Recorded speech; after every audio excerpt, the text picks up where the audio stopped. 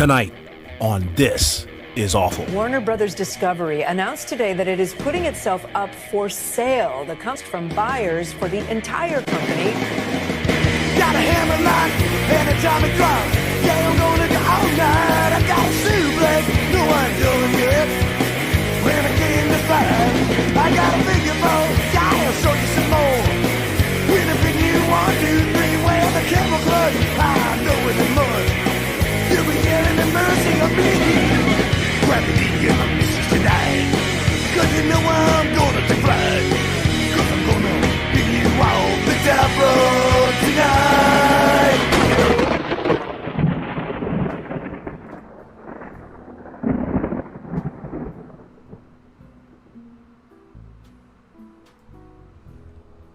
And welcome everybody to this week's edition of This Is Awful. I am, of course, aka Dis, Aka Dis, whatever the hell you want to call me, and with me, as always, is the host of this channel and my co-host of this show, Awful Wrestling. Awful, are you there? Yeah. God damn it! How is everybody tonight? I think we got it. I think we got it right this week. I think we did it. I think everything works. I want to give a big shout out right now. First off, to Lisa in the chat. Apparently, last week she had an issue where she was being marked as spam. Now we saw her on our end, but I guess other people didn't see her. So I just want to say hi, Lisa. Thank you for joining us this week, and I see you. And if you say anything to me, then I'll see it, and we'll find out if that's still a problem. But right now, we got a lot of stuff to go through. But first, let's just hang out a little bit. Let's chat. Me and Awful were chatting before the show. That was fun. Boy, oh boy, did we chat and chat and chat and chat. Me and Awful we both need therapy. Yep. That's all there is to it. We're BFFs now. We're best friends forever. So hilarious. I don't know. The chat saying, is she here? I don't know if they're making fun of me. I don't know if they're trolling. We'll find out as the show goes on. So yeah. I have a couple funny things. I'm going to overshare a little bit, like I always do. All right. But first, I won't overshare on this one. I hit like 4 raccoons earlier tonight. What, driving? Yeah. Babies. I felt so bad, man. I felt so bad. Oh. So I'm driving. I had to go to the gas station. My dad called me and said he needed something, and I ran up to get it. I had a little bit of time, and it was after dark. And I'm driving, and I'm listening to Sirius, and Train was on. Train. You ever heard Train? You ever heard I've never heard of this. What is this? Train? You never heard Train? They did Drops of Jupiter. They did that song, Drops of Jupiter. It's okay. Basically, it's like if Jesse and the Rippers was an actual band. That would be Train, Every song they have is like trying to be all catchy. And for some reason, Sirius loves them. You can't turn on any radio station you go to. They'll play Train for some. You know how you'll know them is, remember Howard Stern? You remember his Piano Man that he had back in the early 2000s? He would come in and play in 2005 when they first got on Sirius, he'd come in and play Led Zeppelin songs. They all act like he was the greatest musician in the world. That was the lead singer of Train. Okay. So that's who that guy is. So I'm listening to the radio and Train's on, and then all of a sudden, and I go over a bridge, and these rail bridge, it's about a 1/6 of a mile, something like that. Not a long bridge, but if an animal gets on that bridge, they better hope that no car comes while they're on the bridge. Have you experienced this where a possum or something runs on the bridge? And then there's a car coming the other way. Well, there was a raccoon and 3 baby raccoons. And they were right in front of me, and there was a car behind me, and there was a car coming up on the other lane, and I had nothing to do. I just had to, it was just like, ba-dum, ba-dum, ba-dum, ba-dum, ba-dum. And I felt terrible about it. And then I had to see it when This drives a car with no brakes. No, there's a car behind me. I can't Okay. at night on a bridge. I ain't going to slam on my brakes for some raccoons. Are you kidding me? Okay. So I had to be a man. I had to hit him, and then I had to look at him. Did you say raccoons or rapcoons? Raccoons. I'm not Dave Meltzer. Okay, gotcha. Okay. All right, gotcha. So no. There were raccoons and trash pandas, as the city folks call them. And so Trash pandas. I like that. Let me write that down. I had to hit 4 raccoons, and I felt bad. And then I saw them when I came back, and I didn't feel as bad anymore. And now I'm telling the story, and it's funny. So that's what I always love about these stories is that whenever I have a bad experience, I'm like, this will make a good story someday. So, hey, Yeah. John JID's in the chat. He says, hey, what's up? Oh, you and Cumia. You know what, you and Cumia, I gotta give you something. I gotta do something for you because you did this before the show, so it didn't play. So here we go. I'm going to give it to you right now. It should come up any second. It should. Oh, did I not do it right? Did I not do it? You may not have correctly? done it right. Let me try it again. Okay. I did Give it this another shot. twice now. Okay, I'll just. Oh yeah, it did it. It worked. It worked. He tipped us $5. Okay. His comment was, "What were the ratings for wrestling this week?" And I am not sure. It looks like the TTS isn't working in terms of the reading out the comments. So I'll just say it. It looks like the ratings were about 5. Oh, man, I didn't pull them up. It's like 572 for NXT or 5. It might be lower. It's a low number for NXT. Let me look it up real quick. See what I got. If you guys can still hear me, I have to change screens here. But I think NXT got. I'm sure somebody will pull it up before I will. Let me scroll down here. Oh yes, 525. 500 and 525,000 viewers. Terrible fucking number for NXT last night. Bad 2 nights ago. Bad Actually, number. for Tuesday, yeah, 2 nights ago. Bad number. This might be the week, man. This might be the week. I could absolutely see Dynamite doing better than that. 100%. You sure about that? Well, they didn't. Sure about that? They didn't have the they don't have the competition NXT did either. So That's true. and they had a great But lead. they're still AEW. They are. That's true. They had a good. What were you telling me about the Big Bang Theory? Oh yeah, let me tell you something, folks. I was just doing my little research here, and it seems like the Big Bang Theory. This is on a Tuesday night, mind you. And if anybody would like to know, they can DM me or find out any further information. I would recommend ProgrammingInsider.com for all your ratings news.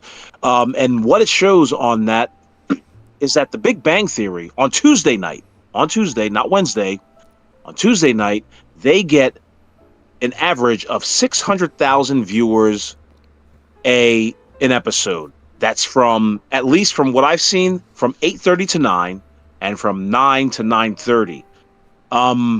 That is pretty on par with what AEW Dynamite gets live on Wednesday nights. My question is, my theory is it's just like, why even have Dynamite when you can pull that same rating on a show that you have tons and tons and tons and tons of repeats and reruns on?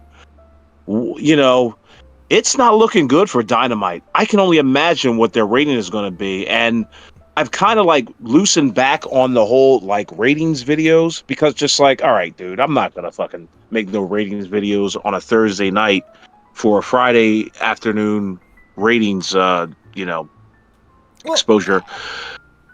I stopped doing the charts because it's it just tells the same story every week, and there's only so many ways you can tell the same story.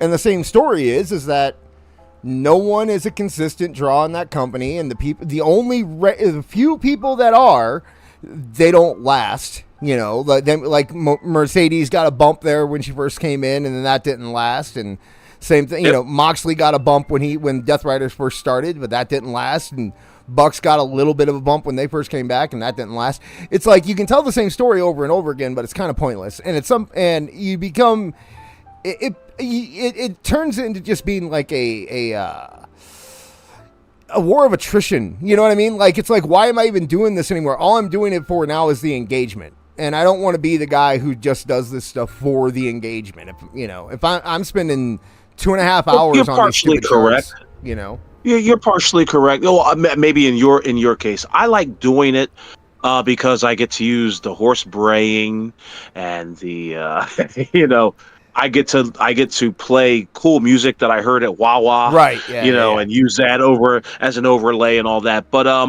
ultimately, last night's show, 2 nights ago. No, it was last night's show. Last night's show was terrible, but there at least was some things that I could mine some comedy from. Now, last week's show, there was absolutely nothing worth a damn about. But, yeah. And the fact that I don't know how, listen, AEW won, okay? They beat me. They beat me. They bested me. I don't know, somehow, some way, you're not getting the ratings anymore on a Thursday afternoon like it used to be. Now we got to get this shit on Friday. And by the way, did we even get SmackDown's numbers from last Friday? I haven't seen a thing from them. I don't believe so. Now, granted, I was not paying attention for a while there because I'm so far behind on wrestling. I'm trying to stay not spoiled because there's been we've been with the trip. It's just been weird on what nights Max is here and what nights he's not. And I promised him I won't watch stuff without him here. So I'm trying to stay away from spoilers, and that's making things difficult. So I'm not checking as much, but I mean, honestly, it's like with WWE. I've been looking. With WWE, I don't even know if the ratings are that big of a deal. You know what I mean? Like, right. It's like it's almost like they're to the point where unless they take a significant drop, unless they get down somewhere that is crazy, it's not really 1.1 million for SmackDown, and you know. Was that the official number? That's what Beard said. So okay, you know. So just so you know, there was a I know this is some fourth wall bullshit that not a lot of people want to hear about, but there was a comment, or a post that talked about like, oh, if Dynamite, or if SmackDown gets under 1 million views, bookmark this tweet, and I actually bookmarked the tweet, and now that I know that it's 1.1 million viewers, it was over what this knucklehead had said. So now I kind of want to post about it and brag and shit all over his face. But it's you hear wrestling is struggling, but we had this exact conversation last September and October. We had this exact conversation. I remember because it was me arguing with Marv and me and Kev arguing with Marv, saying no, it's just October.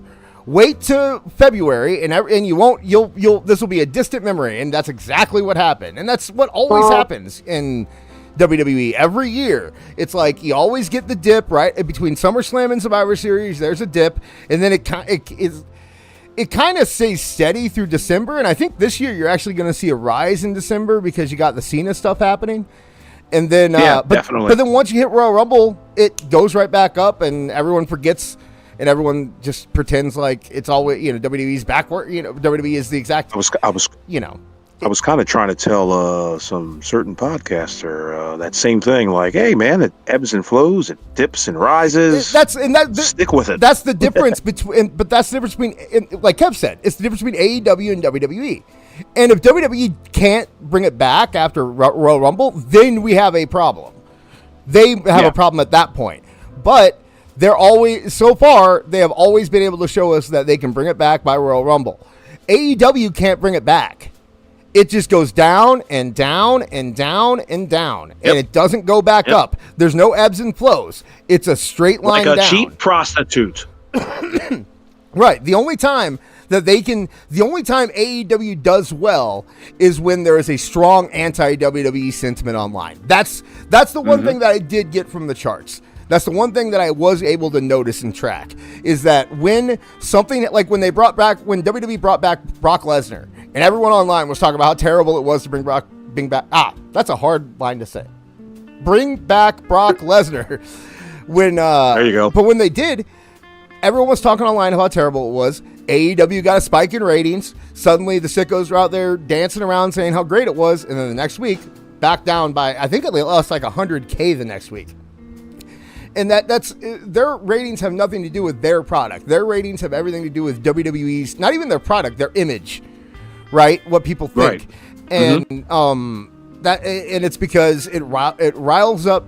It just goes to what I say all the time, and it's that there's no such thing as an AEW fan. There's just people that really hate WWE. And yeah, boy, is that You know, is that really true? because when they, we were talking about the AEW, the A team, or the AEW team, sorry, today, and they never are sitting there when these arguments happen. They're always just talking about Janelle Grant and Brock Lesnar and AI. Like, they talk about this crazy shit, but they never have. And ESPN is not happy. What's that? Yeah, ESPN is not happy. ESPN is not happy. Whatever, dude. ESPN. You know why ESPN didn't have a good launch? Because they launched a month and a half early on 2 weeks' notice and had no deals in place that people could actually watch it. And everyone was confused about how to watch it. That was the issue with ESPN. And for Dave Meltzer Dave Meltzer didn't even report that they were unhappy. They just reported they can't be happy. Though they can't be happy with these numbers. Right. We did the math. Look at this math. This is how much they're making it. They're not making $35 million a month. They were never going to make $35 million a month. That is never going to happen. WWE was a play to middle America. It was a play to, it was a goodwill gesture bringing them in, if anything, because the people that are going, most of the people who watch WWE already have cable. So they probably already have. Right. It also locks them. It already locks them in with Disney. Yeah. Let's think about that. You know what I mean? Like it's as I said a few weeks ago on Toonie Talk Wrestling. They're circling. AEW is getting circled by the WWE wagons. Yeah. Absolutely. Yeah. It's a long game out here. There are okay. You know what? I'll just let me pull some stuff up here. Oh, darn it! Now I gotta work. Okay. I got some. And that's the one thing we don't want to do on this show is work. That'd been fun. You know what? Screw it. They can look at our pictures for a little bit longer.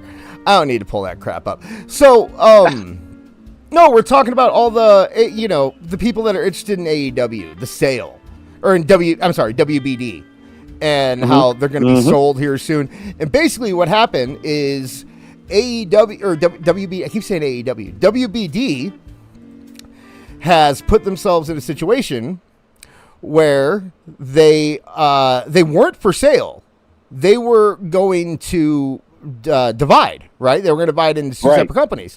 They were trying to hold out, but then people just as long as they can until they got the people just started making offers. People just started saying, we want to buy you. And so WWBD's like, I mean, okay, if you guys want to, let's see what we got. So now we're talking Paramount's interested. Netflix is supposed to be interested. Apple's been interested in HBO forever. Netflix has officially said that they are not interested. Oh, they did? When did that happen? Damn, it's in a news report, but I'm telling you, trust me, that Netflix is not interested. Oh, by the way, Awful can't see the chat tonight, so I'm going to try to call out some people in the chat just so Awful knows who's hanging out with us tonight. We got Mike Glass hanging out. Time Traveling, that's our buddy John. He's in there. Jake, who was on last week, and Jake will be back on in the future. We like Jake. Jake did a great job last week. So he was all right. Yeah, he has a good show that you can listen to on Thursday nights and every other freaking night of the week because Jake, it's all he does is work. Liquid Fox is here. Denise is here. Ewan Cumia, Ewan Cumia is here. Lisa B. Thank you guys. I said earlier. So yeah, so thank you for hanging out with us tonight. Yeah, I did not see that Netflix. I did not see that Netflix wasn't interested. But the point is that anybody who is interested is probably. If I'm lying, I'm dying. Check it out. Anybody who is interested is already going to have a relationship with WWE, most likely. And when they have a relationship with WWE, I'm not saying they're going to cancel AEW straight up, but when that contract comes up for renewal, I am. And Big Bang Theory is doing better. I mean, it's a pretty obvious choice of what you need to do. You need to get hell. I think the biggest worry AEW should have right now is TNA because they got momentum. And they have more I'd say they have more momentum than any other wrestling company right now. I'd say they have more momentum than NXT. They have more momentum than WWE. And they've got a PR department, which is backed by WWE, that is second to none. So AEW knows, Tony Khan knows, they're being backed by big guns. So it's going to be very tough. So whatever AEW wants to do, TNA can be done much better just based on the fact that they have a better PR team. Like, you don't really want AEW. What you really want is TNA, because we're backed by NXT /WWE /TKO /Mark Shapiro. You know what I mean? Like, it goes on and on and on. There's a long laundry list of people who are credible backing TNA. Yeah. And as long as they don't screw it up, which it doesn't feel like they're doing, Bound for Glory was very successful. It drew more in attendance than Wrestle Dream, I believe. Unless, of course, Tony bought 1,000, 1,500 tickets at the last minute or something. They were leading up, like the day of Wrestle Dream, TNA had sold more tickets for Bound for Glory. They pulled the trigger on Mike Santana, Mike Santana is a superstar. That man has charisma and presence. Remember a month ago, those motherfuckers were just like, what? Yeah. What's going on here? Yeah. When he didn't win the three-way, and everyone started being like, oh, LOL TNA, that's what TNA does. And it's like, don't you... First, anybody who you might not realize this because you weren't a TNA fan, but being someone who watches TNA, everyone's calling Slammiversary TNA's biggest pay-per-view, and I'm just like, Slammiversary is not TNA's biggest pay-per-view. Like, Bound for Glory has always been the big pay-per-view. So why would you do the big storyline? Right. Why would you do the big move on a pay-per-view that is basically, it's like your what would WCW used to do where they would bring in the old guys? What was that called? Slamboree. That's Slamboree. Yep. That's basically what Slammiversary was. A Slamboree, And you're not gonna have stands. And anybody who's watched wrestling for a prolonged period of time would understand that this, for storyline purposes, it makes the most sense. You have the guy lose an NXT, sponsor, and then you have him win at a TNA sponsored event. I mean, it's just as simple as that. Yeah, it's sponsored. I know what you mean. Endorsed. No, it's the right way to do this, and having Trick carry that title was the right idea. It was everything worked out the way it should.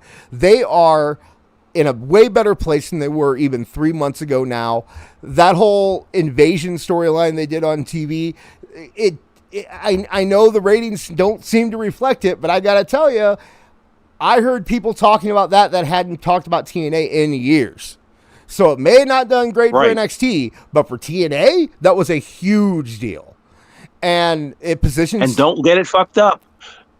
I do want to mention, I don't know if Mike Santana's a draw, but for storyline purposes, I know this much. I know that he was a TNA original, or at least he'd been there for a long period of time.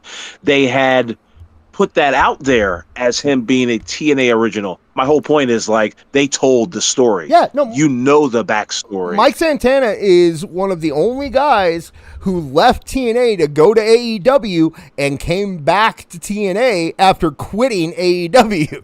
Remember, he had that whole... He was in LAX. So he had that whole deal with Ortiz, and they were not doing well, and Santana publicly kind of talked about how he wanted his release. Yeah. And when he got his release, that man went back to TNA. And he was immediately a star. The people took him right back in, and he picked up he higher than he left off. And it had nothing to do with what he was doing in AEW. LAX should have run that division in AEW. LAX was such a phenomenal tag team. The fact that they got bucked the same way that, all these other guys do is terrible. They are a phenomenal tag team. But apparently Ortiz is also a bit of a dick and hard to work with, and Santana went off and did his own thing, and now look at him. I guarantee Santana's going to be one of those guys who's going to be in WWE as soon as his contract's up with TNA. Because that guy has... Everyone's talking, they tried to do it with Santos and Andrade and Del Rio and all it's like, oh, we're going to find the next big Latino. All those cartel members. Yeah. Did you see him respond to that? He responded to it. He responded. But he didn't deny it. He's like, oh, you guys crazy. You crazy. He said, tranquilo, which means shut up. What are you trying to do? Keep your mouth Blow shut. My spot? But all those guys were supposed to be. And you know what? There's a chance that I'm not pulling up shit tonight because I'm having a good time and I don't want to. I don't.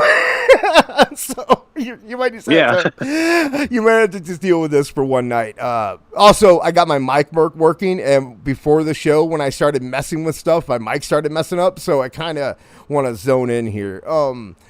But yeah, so, you had all these guys coming up but the problem is that none of them got over organically. They were all kind of forced, right? Like we were told Sin Cara is the next big Mexican star. We were told Del Rio was the next big star, and people just didn't take to it. Santana was organic in TNA. Santana, like they brought him in and they made him, they positioned him and they put him in a good position. But if he didn't perform, that crowd would not have bought into him. The fact that he did as well as he did, and the fact that he has this connection with the crowd, it really helped his growth and really got him to where he needs to be, to where now, and according to Nick LaPiccolo told us in February that Santana was going to end up in WWE at some point. And if anybody knows, right. I think that seems to be the guy that would know. But yeah, I think Santana's a fantastic talent. I think TNA has a lot of great stuff going on. Unlike my friend Marv over on Toonie Talk Wrestling, I'm really happy for the Hardys. I think it's fantastic that they found their place back into wrestling. That they were able to get themselves back into a position mentally and physically that they can perform and can deal with the being a professional wrestler. I know they're doing apparently some of the Broken Hardy stuff on NXT, and you can. That's a very divisive thing, but when it's good, I've always liked it. I think the AEW stuff wasn't very good. I thought the WWE stuff wasn't very good, but I loved it in TNA. So if they can bring back that spirit and do more of that, I have no problem with it. And NXT's kind of the crazy show. NXT's kind of the let's see if it works type thing. But I think they absolutely. It's always so funny how these guys come out of AEW and come to their senses. Like, they really must see some real fucking janky shit in that locker room, and they're like, you know what? I'm going to stop doing the little. I'm going to stop doing coke and try to make it back to the Fed. I'm really going to stop driving recklessly on the highway and fucking try to make myself back into the good graces of TNA or WWE or hell, any other federation than AEW. It's crazy. Well, I mean, Matt Hardy talked about it a little bit. And he said that, what'd he say? He said they got to AEW and they thought that the reason that they weren't being used the way they felt they should be used was because of their situations. So they worked on themselves and they thought, hey, we're going to work on ourselves. We're going to get better. We're going to get back to where we need to be because we were made these promises when we came over, and it'll be, we'll get to where we need to be. And then they got there mentally, physically, they got clean, and then they didn't get anywhere else. They weren't pushed. They weren't used better. None of these promises came through. But Matt said, but at the same time, we just enjoyed being healthy. We we enjoyed feeling like this. I enjoyed my marriage being better. I enjoyed having my brother back. Jeff enjoys being able to be artistic again and that kind of stuff. Yeah. And they went to I like all my brain cells. Yeah. and so these fuckers got concussions by the same guy, right? Yeah. I mean, Sammy Guevara, and they were like, fuck it. Lisa, people can see you. People can see you, Lisa. I've seen people saying they can see you, so they can see. Maybe they can only see you on the screen. I don't know, but I can see you. You can't hide from me. But and then he said, so we got into that place and we thought, okay, so what we're going to do now is we're going to help people. And no one wanted to be helped. He said no, right. They wanted to pass info on, and they said the only people that did, and this is why I keep saying that I wouldn't mind seeing him in WWE. He said the only people that did were Private Party. Private Party were the only people who like would come up to him and ask him to watch their matches, or ask them for advice, or ask them about being a tag team. You know, what are some things we can do to throw in some good tag team, you know, heat spots and stuff like that. They were the only ones who did. Right. So that's why I've always said that I think Private Party should absolutely be in NXT. If they were the ones that did that, if they were the standouts you got. And but you heard that same thing about Ricky Starks, and you heard that same thing about Ethan Page, and look where they ended up. Right. Mm-hmm. So, and Lexus King, absolutely. Brian Pillman Jr. Lexus King is, he is one of my favorite guys that came over from AEW into WWE. Everyone talks about Punk and Jade and Cody. I think Lexus King he just completely rebuilt himself from the ground up and owned it, man. And he owns that character. He is so good out there. He might not be the best wrestler in the world, but you don't have to be. You know, he does what he needs to do. So then, you know, so you hear, and he's got a story lodged in for the main roster that will last him for the next 10 years, and we both know what that is. Like being the son of Brian Pillman, come on now, he's ready made. So when he is ready, he's gonna be put into that spot, and they're gonna put that backstory in there, and it's just gonna work unless Triple H is a retard. I don't know, but you notice, how can you go wrong? You notice that those are the guys that the WWE is interested in signing. They don't get every single person who, you know, doesn't have a contract in AEW. They get They get the marketable ones like Phoenix and Penta, who clearly you're going to get those guys. You have to get those guys if they're available, especially if you're buying triple freaking A. Like, of course you're going to get those guys. So you get those guys, and then and then you get Jade, because it's Jade. Of course, why the fuck would you get Jade? And then you start getting the guys that you hear good things about. You get the Ricky Starks. You get the Danhausens. You get the Ethan Pages. Oh, you think Danhausen's coming on the way? Danhausen's going to be. Danhausen, dude, I don't think Danhausen's ever good. That's another thing I don't get is, you know, the absolute detestment of Danhausen when it's like, we lived through Santino Marella. You know, we lived through, what was his name with no chin? What was that guy's name? He didn't have a chin. He was feuded with AJ. God damn it! What's his name? I can't. Ellsworth. Yeah. We lived through him. Like, you have these characters that are just, they're there to be there. They're there to be entertaining. Danhausen is never going to be a top name in WWE, right? But he can sell merch, and he can make kids happy, and he can get some goth girls to watch. And what else do you want? You know, he'll be a nice little fun character to have on the side, which you always going back to the 80s, dude. Like, Danhausen. Every carnival needs a clown. Yeah, Danhausen could be Brother Love.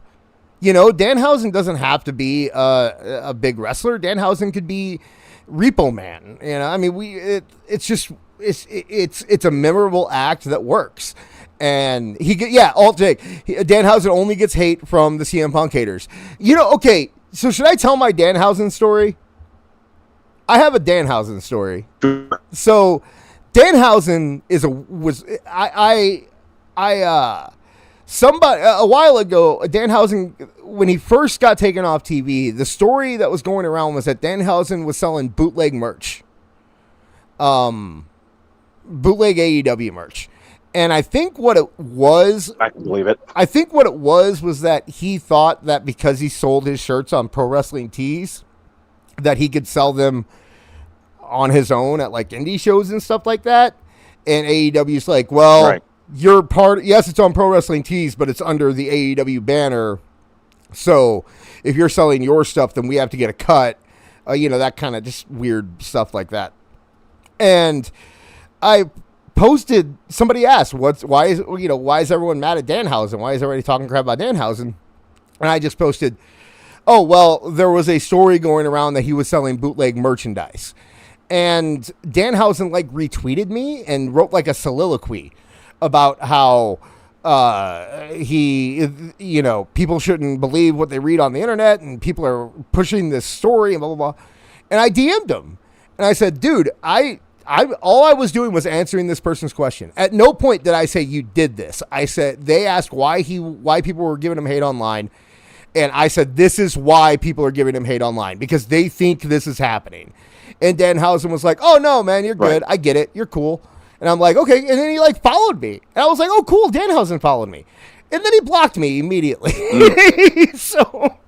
Of course, he recognized his mistake. It was I'm on a list. We're all on a list somewhere, clearly. And he thought maybe if I block some people, I'll get on TV or something. I'm thinking, but not really. I don't think how'd that go, Danhausen. I don't think that Danhausen thought that by blocking AEW disciplinary on Twitter, he was going to get back on TV. Do you know what I mean? So, but Beard's a big Danhausen fan. I know that. And I think there's a place for him, just like I think there's a place for, Iguana Man or whatever his name is. It's just a different thing. It's especially when you're trying to appeal to families and kids. Right. And if it's not for you, you don't have to watch it.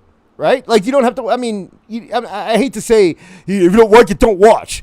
But you don't have to watch it, like, you can, right. There's plenty of things that I fast forward through on Raw or SmackDown. I don't watch everything on Raw and SmackDown when I'm watching the shows. Max does not particularly care for Charlotte Flair and Alexa Bliss. So if they're fighting...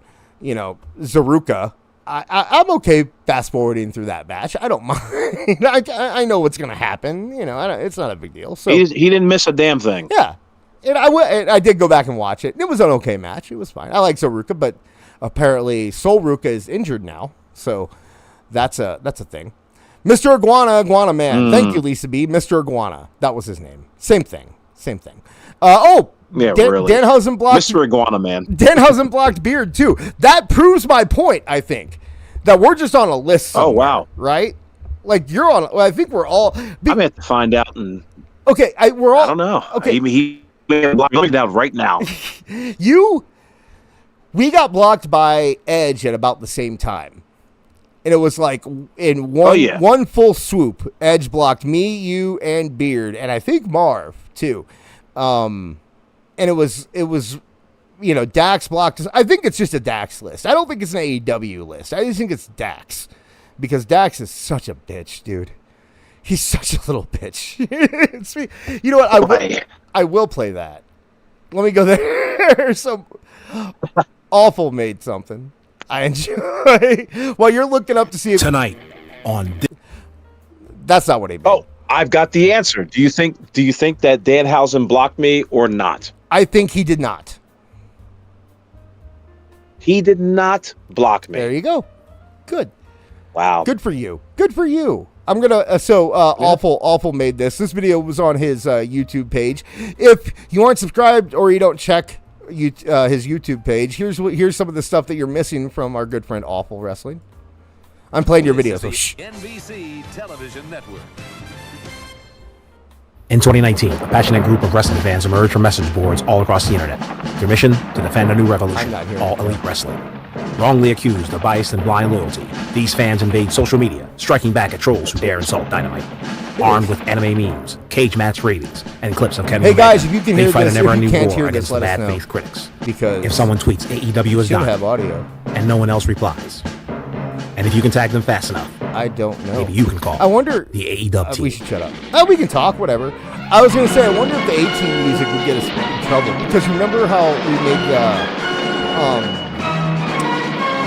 All in the Family video and it got us in trouble. Got Marvin. I know. They can hear it.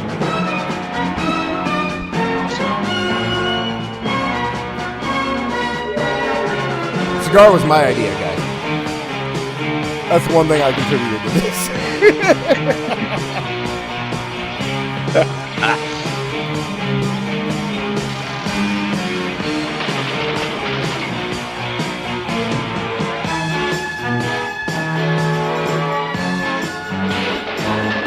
Liquid Fox really wants to hear the A-Team music play.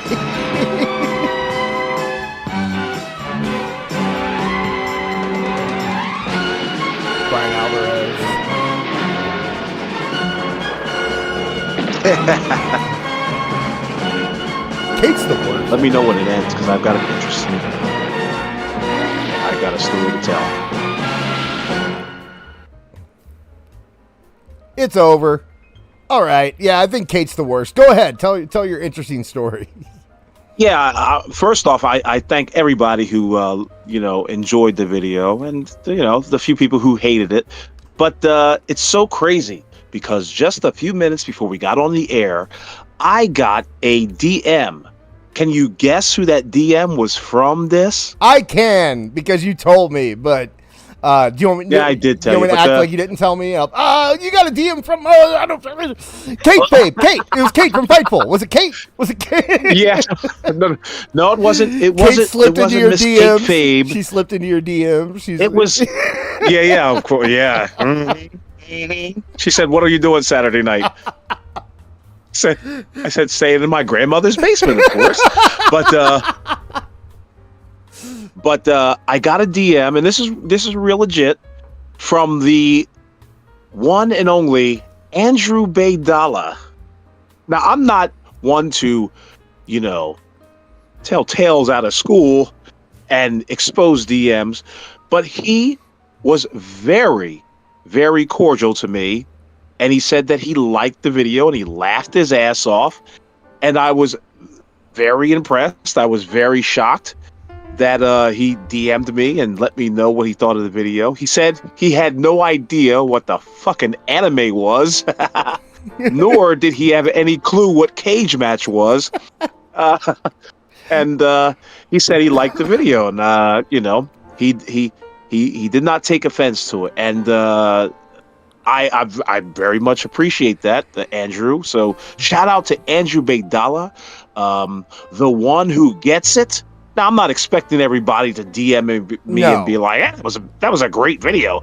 But he was one of the ones that I put in the video. And I'm going to be honest with you. I only put him in there kind of like Sean Ross Sapp. Now, while me and Sean Ross Sapp have a lot of history, I don't believe he is as much as an AEW shill as all the rest of them. Same thing with Andrew Baydala. So I do want to give Andrew Baydala a shout out for having thick skin, for having a good sense of humor, and understanding what my assignment was. I'm just out there to make some ha-has, to make some jokes, and yeah. So I thought that was pretty cool. I'm expecting Dave to block me any minute. I'm also expecting Amanda Huber to block me at any minute. The thin-skinned wafers that are also on this video as well. Ricochet and Dax Harwood. I don't know if they follow me or block me or not. I could give a shit less. But I do appreciate those who liked the video, saw the video, hated the video. Thank you all. Can I? Okay. Oh, and also big shout out to AEW Neckbeard for helping me out in the whole project. And thank you for for existing. I wanted my watch by credit, damn it. Yeah. I told you this before the show, and I'll say it on the show. Andrew, I had some good experiences with him before somebody stepped up and started kind of making shit weird, like he always came across as kind of a good sport, and I was convinced that it was him buttering me up for a while, but if it was him buttering me up, he never made a move. You know what I mean? What was he buttering me up for? Right, right. I kept hearing that, he's just trying to butter you up. He was trying to become a part of the Toonie Talk wrestling team. Yeah, for real, the dude's a wrestling purist. He's doing fine, he doesn't need us. He was just, I don't know. I never agreed with him, but I remember several times actually, we'd get into a conversation through, publicly, and he'd message me and he'd be like, one time he was like, I've listened to your show a couple times. We may not agree on wrestling, but you seem like a really good father. And I just want to let you know that I think you're a good dad. And I'm like, cool. Nice. That's a nice thing to say to somebody, He DM'd me one time and said, you know what? We may not agree on wrestling or anything like that, but you're one of the good ones. No, he didn't say that. I'm joking. No, I mean, there's been a few guys from like we've talked about it before. I don't mind Gold. A lot of people give shit to Gold, but he doesn't bother me. You know, like that dude. He seems to at least recognize when stuff, and he might be a grifter. I don't know, but he does not like he makes a ton of. He can't make money doing this. He doesn't have a podcast. He gets an okay engagement, but not enough to make more than like $15-$20 a month. You know, like right. I don't really understand why people always call him a grifter or whatever. Like I think I wouldn't call him a grifter. I don't know. I think he seems actually. I would call him an engagement farmer. Engagement. That's sure.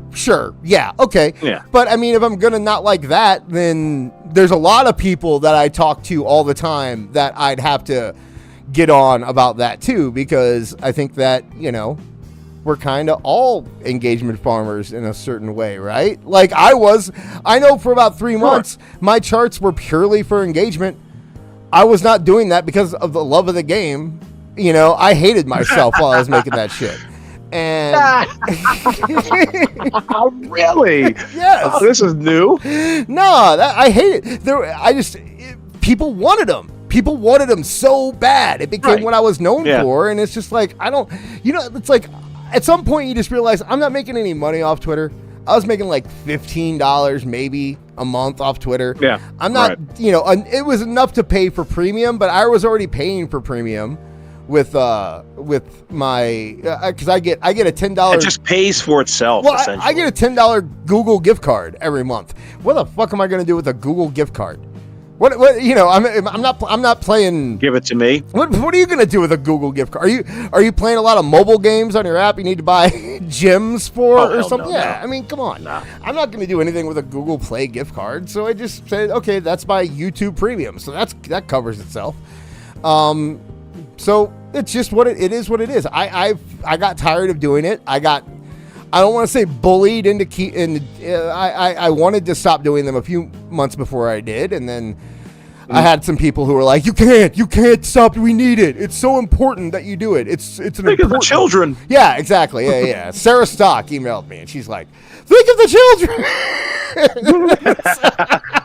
So, whatever, dude. I don't care. I'd much rather. I honestly, like, Twitter's become so secondary to me recently. Just I went away for a little while when I went on vacation, and I just can't get back into it since I came back. It's like every time I go on it, it's not even stuff that makes me mad. It's just, Marv put it best. It's just apathy at this point.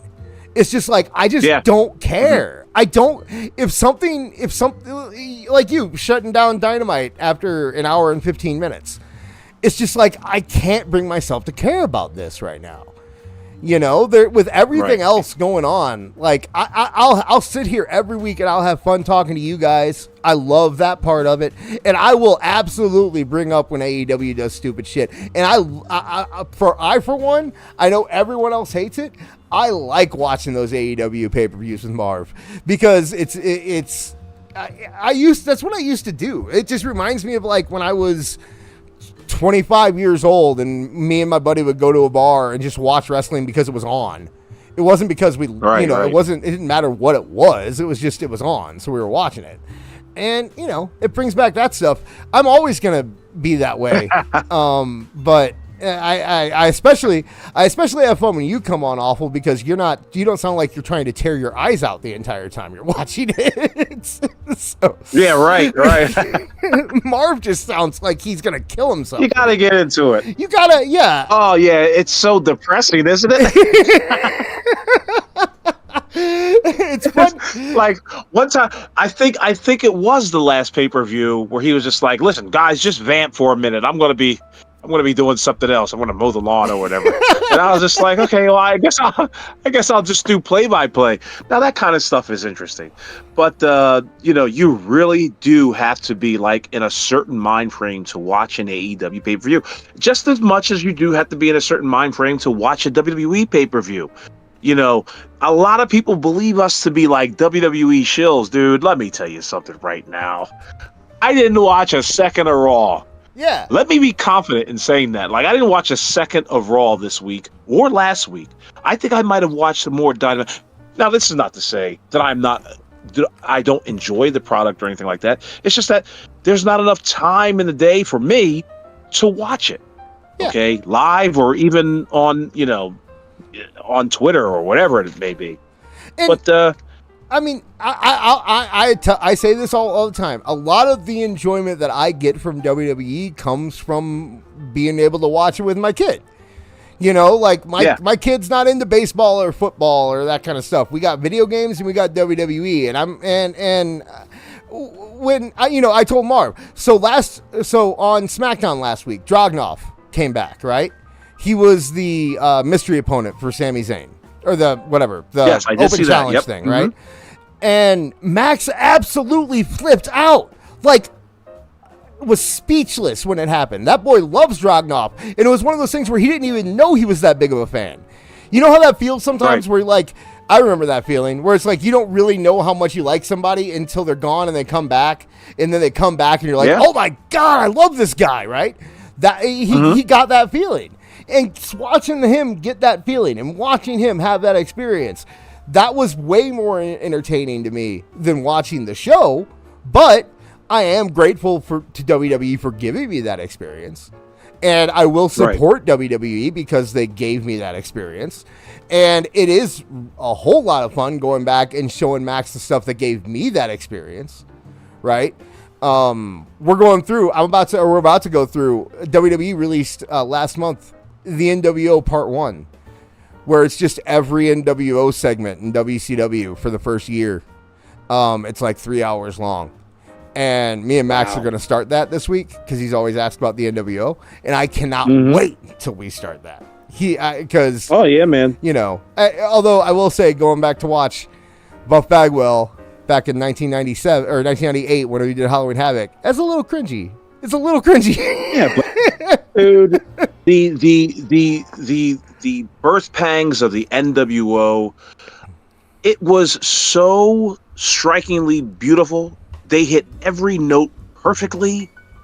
From the moment that Scott Hall came out in the Canadian tuxedo, to Kevin Nash showing up, to the power bomb through the table, like you can remember that kind of shit like it was yesterday. That's how impactful that entire run was. Well, the beginnings of that run were. The NWO was awesome. I mean, and then of course July 6th, 1996, you can't beat it. Hogan being the third man, cherry on top. Perfect. And I think and that's why I'm actually really curious to see what Max thinks of it, because such a big part of that was how bad wrestling was at that time. Just how terrible everything was. It wasn't just WCW. WWE was awful. That was the time that I became an ECW fan through Pro Wrestling Illustrated. I couldn't even see ECW, right? And I wasn't old enough to have a credit card. So everything that I knew about ECW, I got from Pro Wrestling Illustrated. And I bought that magazine every month to find out what was happening in ECW. And then when I got the internet, the first thing I do when I get on the internet is go find out what's going on in ECW. When I started being able to, when I found out about like IRC chat rooms where you could like download shit, I was downloading every ECW thing I could get, because everything else that was on TV was terrible, and we didn't get ECW in St. Louis. We got it. There was one time I remember watching, I was just flipping through the channels at like 1 o'clock in the morning, and I came across a Public Enemy match, and it was just a music video, but it was a whole match that was turned into a music video, and I thought it was the coolest thing I'd ever seen in my life. But that's where we were, is that like ECW was this like haven for real wrestling fans, while WCW was turning out the Dungeon of Doom, and WWE had us watching what was it? Isaac Akushi. Yeah, Isaac Yankem. And fucking Isaac Yankem and Quang. Just and fucking. You think wrestling? You want to talk? That's the other thing too. Is that anyone who wants to tell me WWE's bad right now Shut the fuck up, dude. Because go back, you go back. They didn't have any kind of stars back then. They were still going through that transition, like the new generation. At the time, The Undertaker was not that big of a deal. People would love to, with these rose-colored glasses, they would love to think that The Undertaker was the man throughout the entire existence of his career. Like, no, hell, fuck no. He was feuding with Kama. You know, I mean, that's what he was doing at that time. Yeah. He only got interesting after the Kevin Nash feud, and that was after Kevin Nash left. It was just like, okay, we've got one big man left. Right. And that's The Undertaker. It was such a bad time of wrestling. And then, on top of that, go back, you don't have to go back that far. Go back 6 years in WWE, and it was just boring. It was the same thing over and over, and you were able to tell exactly what was going to happen every time. And then, like, the only saving grace was that Brock Lesnar would come in every 6 months, but then even that became boring. And Roman Reigns was so tired before he got with Paul Heyman. What we have now is so much better than what we had then. That if you're sitting here, people are acting like they want Vince back. You don't. Do you remember what Vince was doing before he left? Do you really remember? Do you really want to see Bobby Lashley getting cucked? Rusev getting cucked? Is that really what you want to see on television? Because if you do, there's a company called AEW that I'm sure is going to do a cuck storyline very soon. Oh, yeah. But you're not kidding. Remember when Vince had that fucking golden egg? Fucking storyline. Yeah. I was just like, what is this all going to lead to? Austin Theory. Absolutely shit. People are acting like Triple H is dropping the ball with Austin Theory, and it's like, no, this is where Austin Theory should be. Okay, Austin Theory, I'm sorry. Austin Theory is not the next big superstar in that company. WWE in 2025 is kind of like what the WWF was in like 95. Probably like 95 they had no star power. At least now they're overloaded with star power. It's almost like 1988. Oh, you're saying WWF. Oh, you're saying current. Where you still had Oh, yeah. Okay, sorry if I made a mistake. But like you still had like the Paul Orndorffs, the Hulk Hogans, the King Kong Bundys, the Don Moroccos, the Roddy Pipers. Like you still had the star power. It's just that they weren't really doing anything. And somebody could correct me if I'm wrong, but like it feels kind of like that. Like they're in that lull period, just like you said earlier, 30 minutes ago. Listen, man, we go through these ebbs and flows every time in professional wrestling. It's cyclical. Yeah. And it's WWE at least has a pattern where it's like, okay, when you get to Royal Rumble, you know you're going to get the good stuff. You know you're going to get the big stars. You know you're going to get the big storylines. And then coming off of WrestleMania, you're going to get maybe a month, maybe two of kind of hanging on, wrapping up those storylines, kind of moving into what's coming next, but not really there. Then you start getting the build-up for SummerSlam. That's not quite as big as WrestleMania, but then after SummerSlam, what you get is this like weird experimental period, right? Where they push guys like Dragunov, or, you know, where a guy like Jey Uso, they tease a Jey Uso heel turn to kind of see where that might go. Or they bring up new NXT guys to see if any of those guys are going to make... Like, this is the time where they're kind of figuring out what WrestleMania season's going to be. And they get to WrestleMania season, that's when the year really starts and everything picks up and it'll get back to where it was. And then you'll have kind of that weird period between SummerSlam, and then it'll go back down to the experimental time like it is right now. And it happens this is the Triple H era. This has happened every year during the Triple H era. And say what you want, but there's something kind of comforting about knowing what to expect. You know, it kind of feels good to know that. Oh, yeah. And there is... Knowing but not knowing. Right. Like the idea that, hey, you know what? I don't really have to catch every show in October. You know? Like, I don't have to... I don't have to be on it right then, you know? They've built so much goodwill, and obviously because they're a 50-year-old company, 50-plus-year-old company, they know how to... bring you on back. Yeah. Bring you on back with a few vignettes. Bring you on back with maybe a music video. Bring you on back with a return. They know what they're doing at this point. Right. It's admirable as somebody who, even if the product isn't always exactly what I want it to be, or doesn't always entertain me personally, it is admirable to see a company that actually knows what they're doing. and can Right. execute what they need to do to keep people happy. And you watch any Raw or any SmackDown or any pay-per-view, those people are happy. Say what you want, but people go to WWE to have fun. That is what WWE is now. It is, I want to take my kids out for a night and have a good time. And they're able to provide that over and over and over again. Whereas you look at an AEW and people there sometimes just look miserable or look like they're trying so hard to like what they're watching. And it's so much like we're going to sit here and clap politely from Mercedes Moné. You know, like that's so much of what that is now. And there's something about WWE that I can. Did you see that Mercedes Moné promo, by the way? I saw some of it. I can't say I watched the whole thing. How bad was it? I can't believe Mercedes Moné and Jennifer Pepperman allowed Mercedes to go on television and to talk to a puppet. Oh yeah.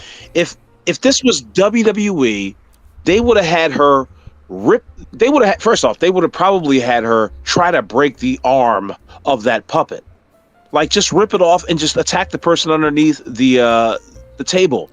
But they didn't do that, so it janked up the entire segment. You put the puppet's face in the cake. Oh wait, so they acted like the puppet was real. Yes, Mercedes Moné acted like the puppet was real. Cut a promo on the fucking thing. That's Vince shit. And on Harley Cameron's right hand. I hate. Incredible. That was one of the things that I really didn't like about the end of the Vince era was that. So, like, we had to believe at some points that WWE is supernatural and everything is weird and crazy things can happen. But then in this storyline, this isn't a supernatural storyline, so this one has to be real. It's like, go beat Chikara if you're going to beat Chikara. You know, just go all the way with it. To have time travel, do that shit. I don't mind it if wrestling's a comic book. Just go all the way with it. Don't half-ass it. And like you could tell, especially now where you see like I know you're not a fan, but you see like the Wyatt Six now where they're so much more grounded than they were when they first came in. And it really is, you can tell Triple H does not deal in that supernatural shit. And it's just not his taste. Right. It's not his thing. So he doesn't, he tried it because that's what people wanted, but it just wasn't it. He can't do it. And at least now he seems to have recognized it and he's gone back to being more grounded.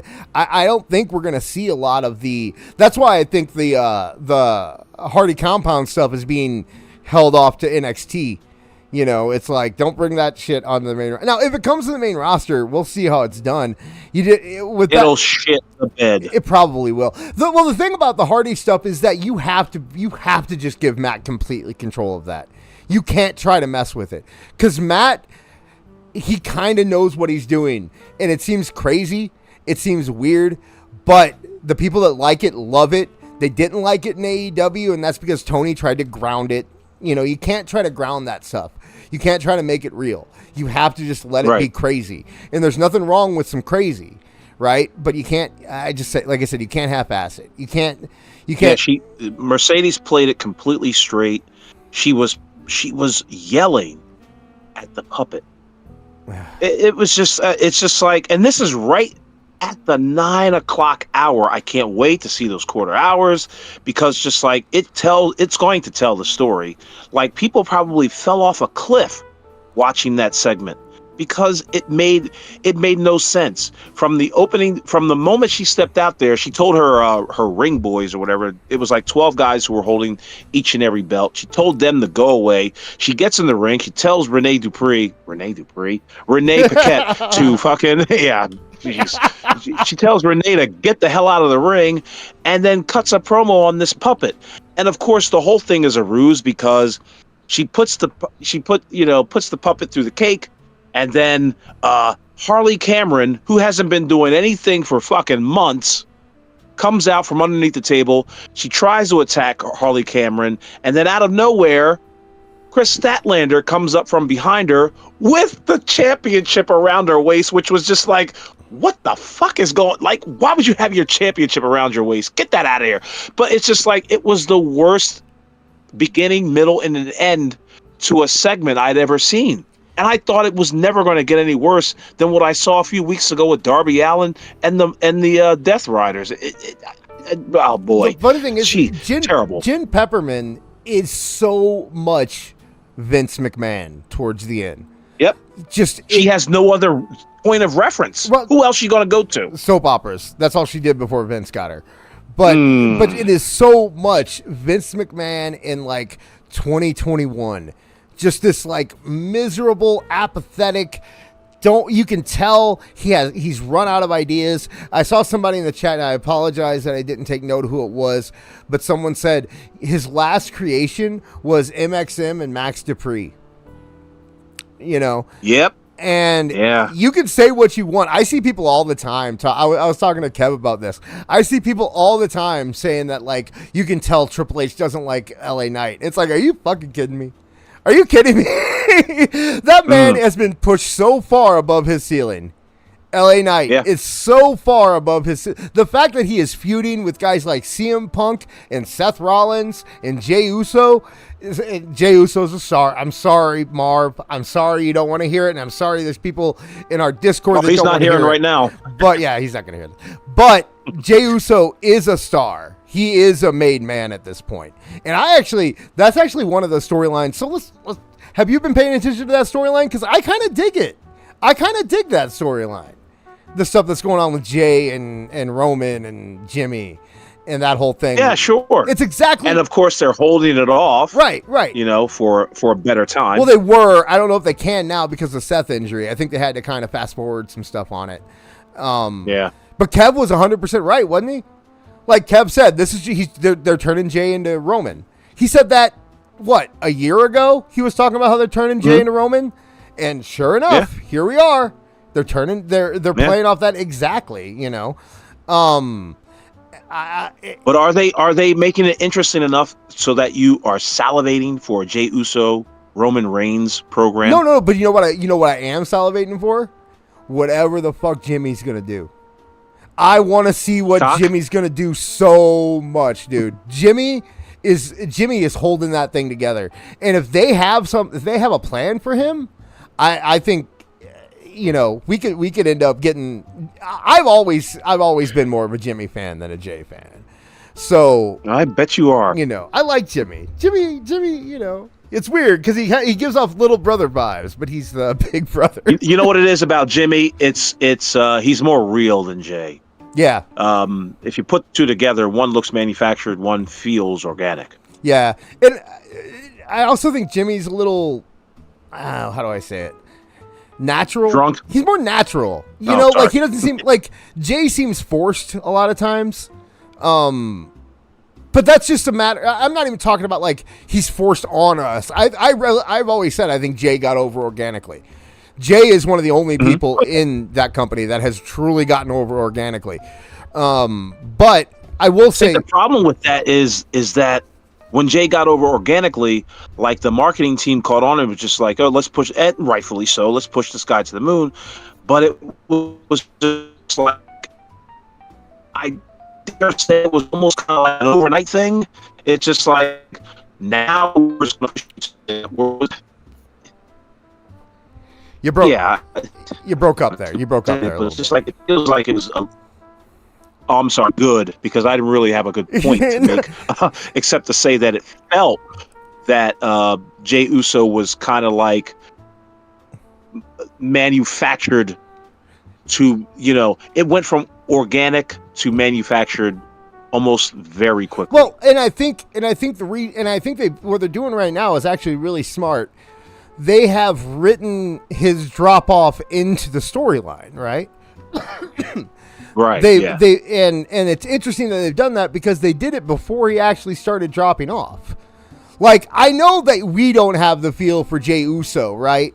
I get that, but Jey Uso, and I know it's a cop out a lot of times, but Jey Uso just isn't for us. Jey Uso is for Max. Jey Uso is for his friends. Jey Uso is. Oh yeah. They all want to be the. Been saying that. Yeah. Yeah. They all want to be the guy they all want to be the yeet kid that gets pulled out of the crowd and gets to yeet with Jey Uso. That's like the dream. It's getting Bret Hart's glasses, being the yeet kid now. I'm surprised WWE doesn't charge up the ass for the yeet section where Jay comes out. I think it'd be a smart move, honestly, for them to bump up ticket prices for the Yeet section. But Jay is over, and is he the most talented guy in the world? No, I think Jimmy's more talented than him. I think Jimmy can cut a better promo. I think he can work better, but Jay has more charisma, and the kids love him. The kids love Jay Uso, so you can't deny that. What are you gonna do? You're just gonna be like, well, he does too many super kicks. I know the kids love him, and he sells a lot of T-shirts, and the Yeet thing is really over, and his views on YouTube are through the roof, and Yeet is getting mainstream attention from sports and athletes. Not this past week, apparently. What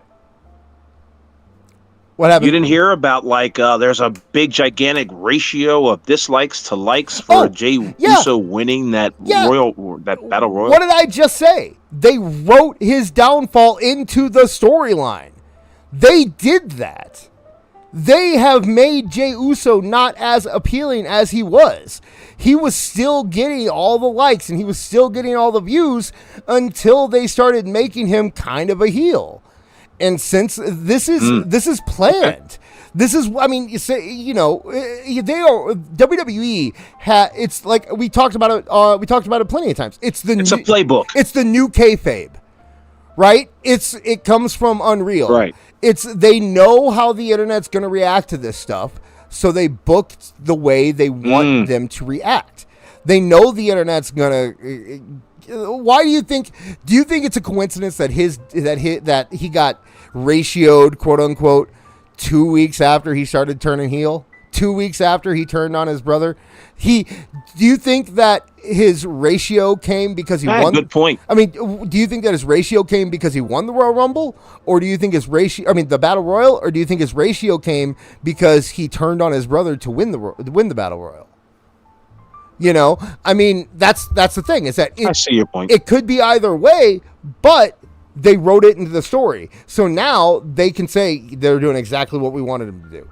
It's the new kayfabe. They are playing the IWC like a fiddle, and they're doing it really. They're experts at it. It's beyond anything that we are used to or that we understand as wrestling. And I get why people who are so stuck on what wrestling used to be would be upset about it.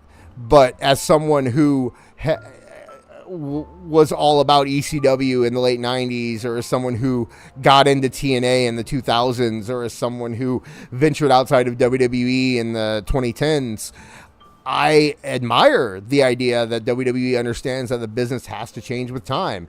And when the IW, because the problem is right now is that it's great in the sense that when these kids are on YouTube and stuff like that, they don't have to deal with the crap that we see every day on Twitter. But all these kids are about to turn 13, and they're all going to start getting into this world, and they're going to start seeing this stuff. And WWE is still working it. The people that, WWE weaves the part like where the Seth Rollins hate, they weave that into the storylines. The CM Punk hate that he gets online, they weave it into the storylines. And it kind of makes them Teflon. You know, like, you can say whatever, anyone can say whatever they want about CM Punk, and you can say that's his character. Everything about him that people don't like has been made a part of his character in WWE. So, what are you going to complain about? Like, clap, clap, clap. Awful, you're working the soundboard. I had to work the soundboard at least one time. Yeah, okay. Oh, by the way, do we have any cool jazzy music playing underneath us right now? Yeah, we do. Okay. I love it, okay, man. All right. I don't think I'd be able to keep going without this behind me. I'm going to nice. I'm going to share something on our Discord here, because there is one thing that I do want to get into with you, especially because you shared it. Well, before we do that, I want to thank. I do want to thank everyone for showing up tonight.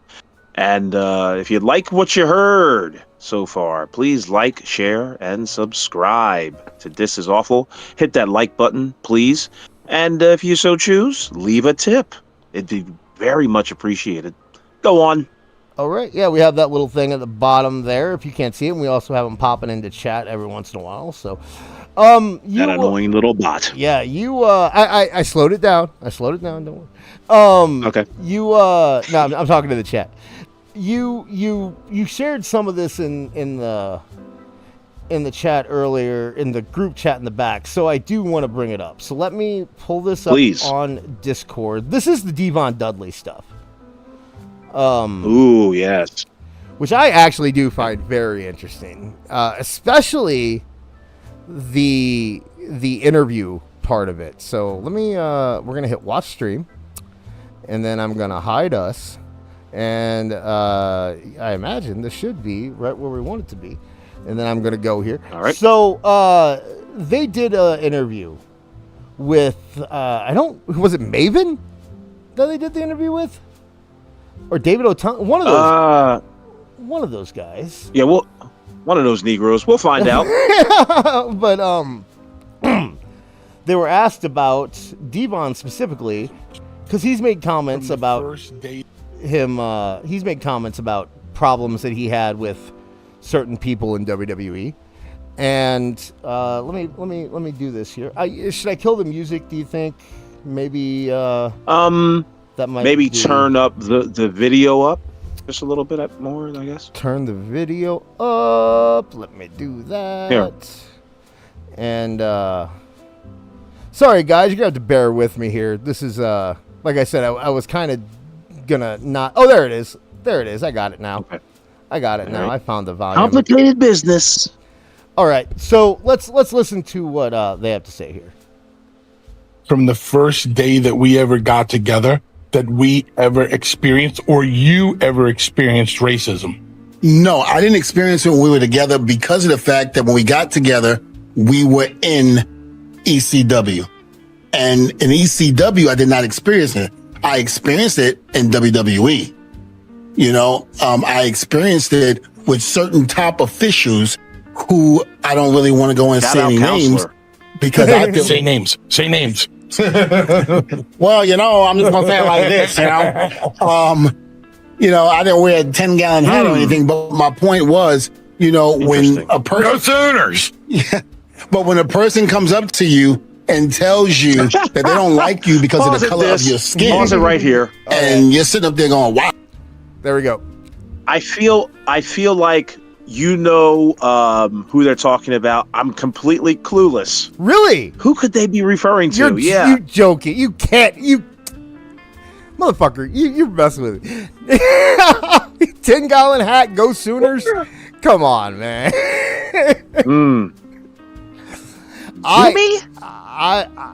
I gotta tell you, I've seen a lot of people be like, "Oh, of course, yeah, I knew Jim Ross was that." I had no idea Jim Ross was that way. No idea. Yeah.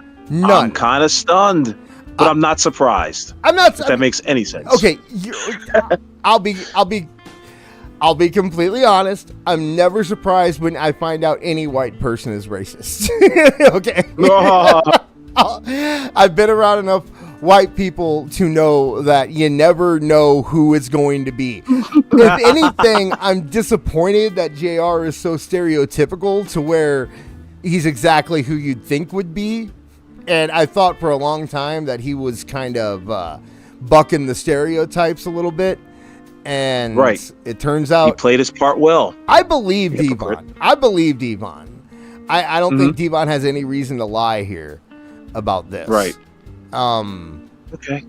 But Interesting. you don't this hear. is so interesting. I've not seen the interview. You don't hear a lot of other people talk about it though.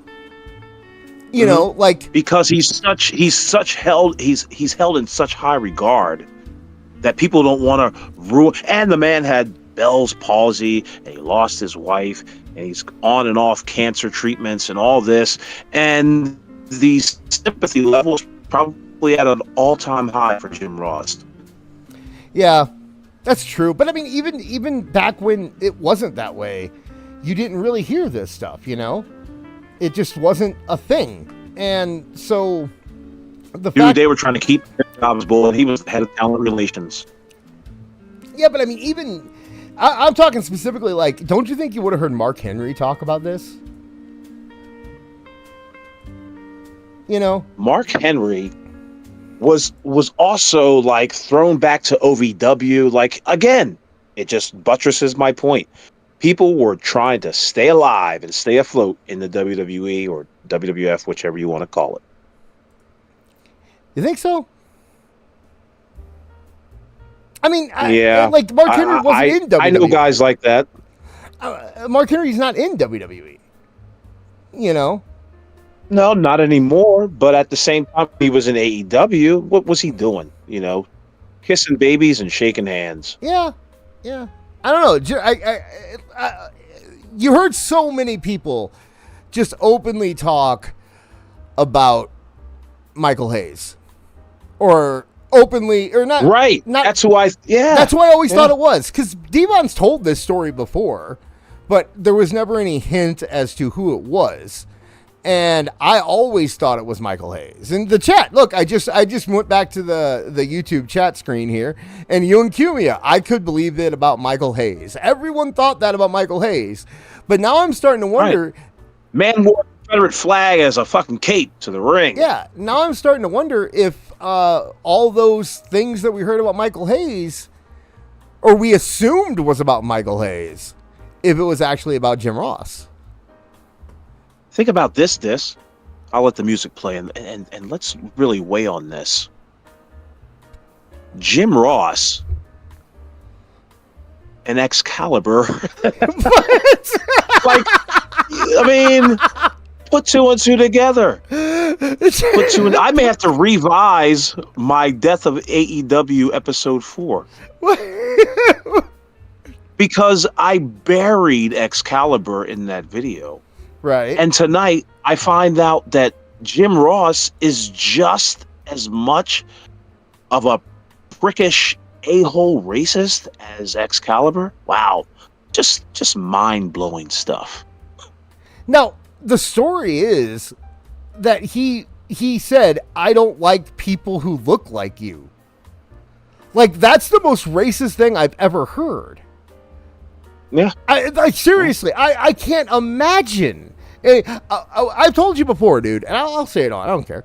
I think in my life, I've had like, back when I was a little kid, I definitely remember times when I'd be in a situation where there'd be like grown men talking racist around me. I remember that. That was back a long time ago. But as I got older, what was the most racist? See, I have an interest in racism.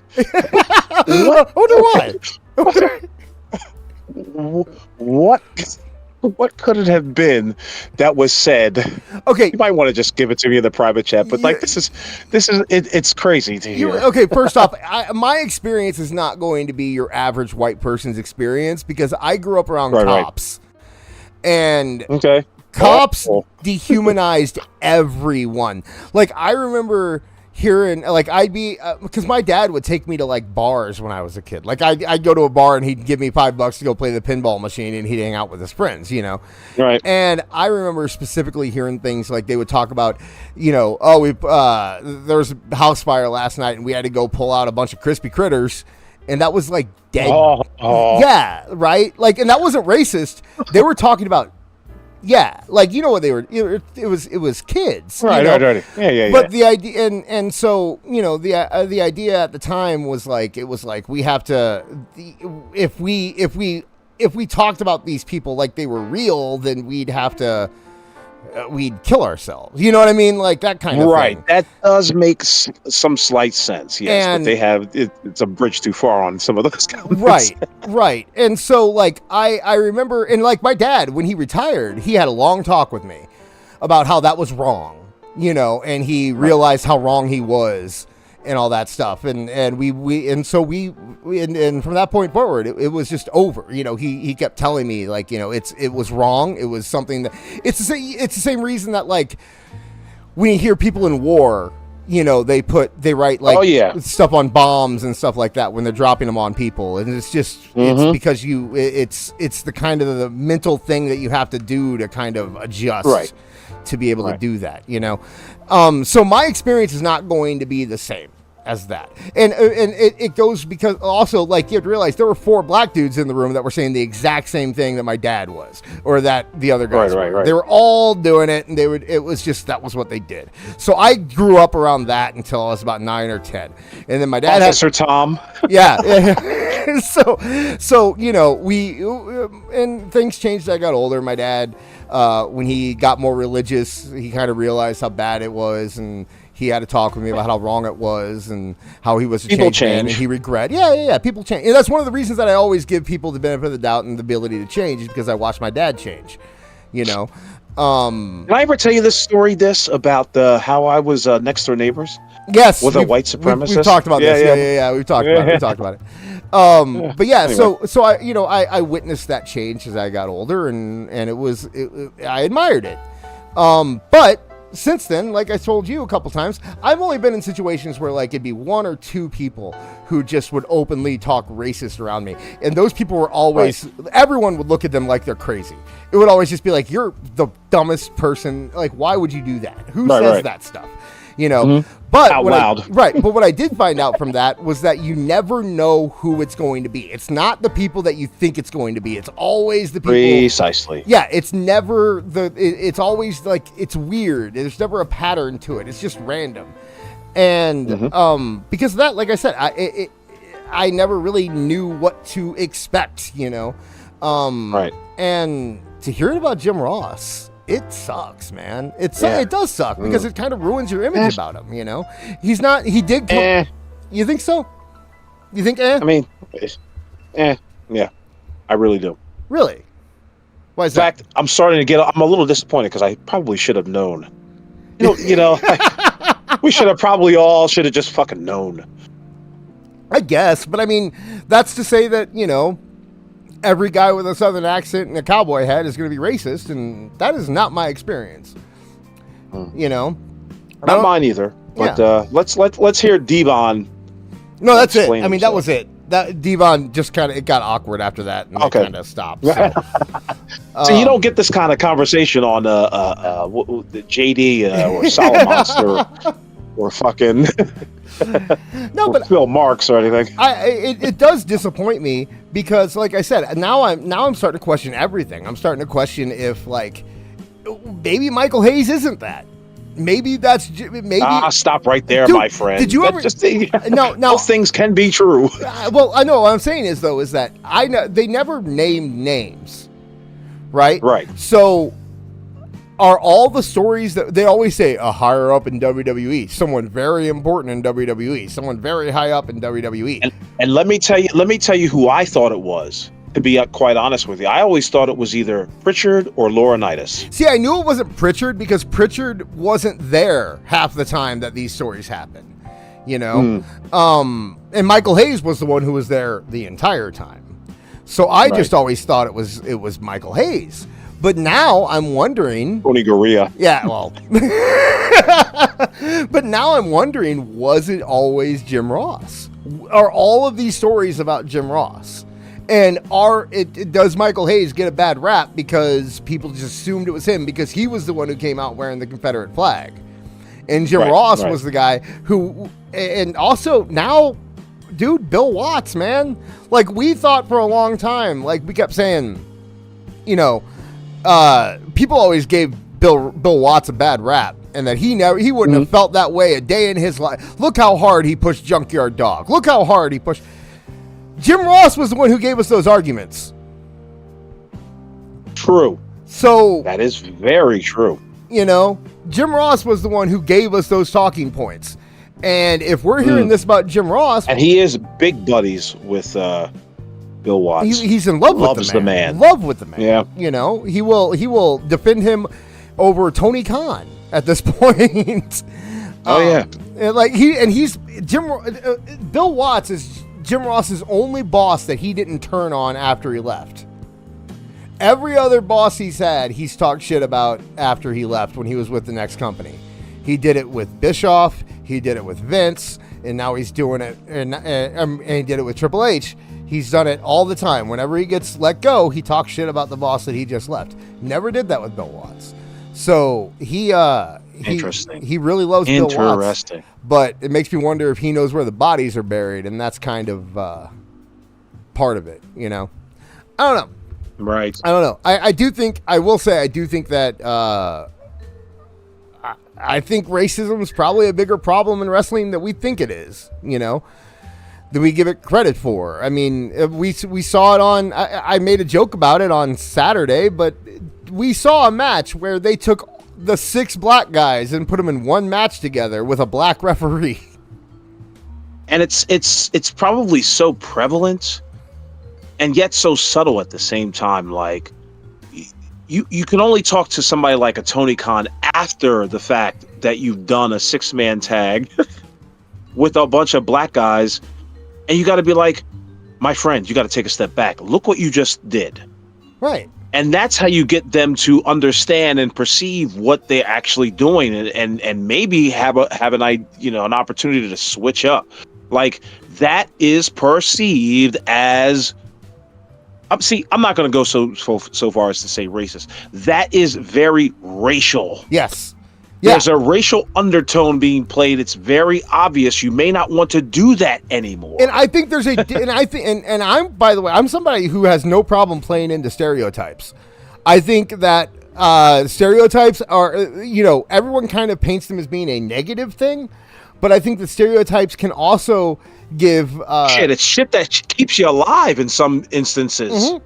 Let's not fuck around with this. If we're going to talk this kind of way about racism and racialism and all the others, some of those stereotypes will keep your ass breathing. Yeah, and on top of that, that's all I'm going to say about that. On top of that, dude, when a little black kid watches WWE and sees a bunch of black people together in a group or something, that speaks to him.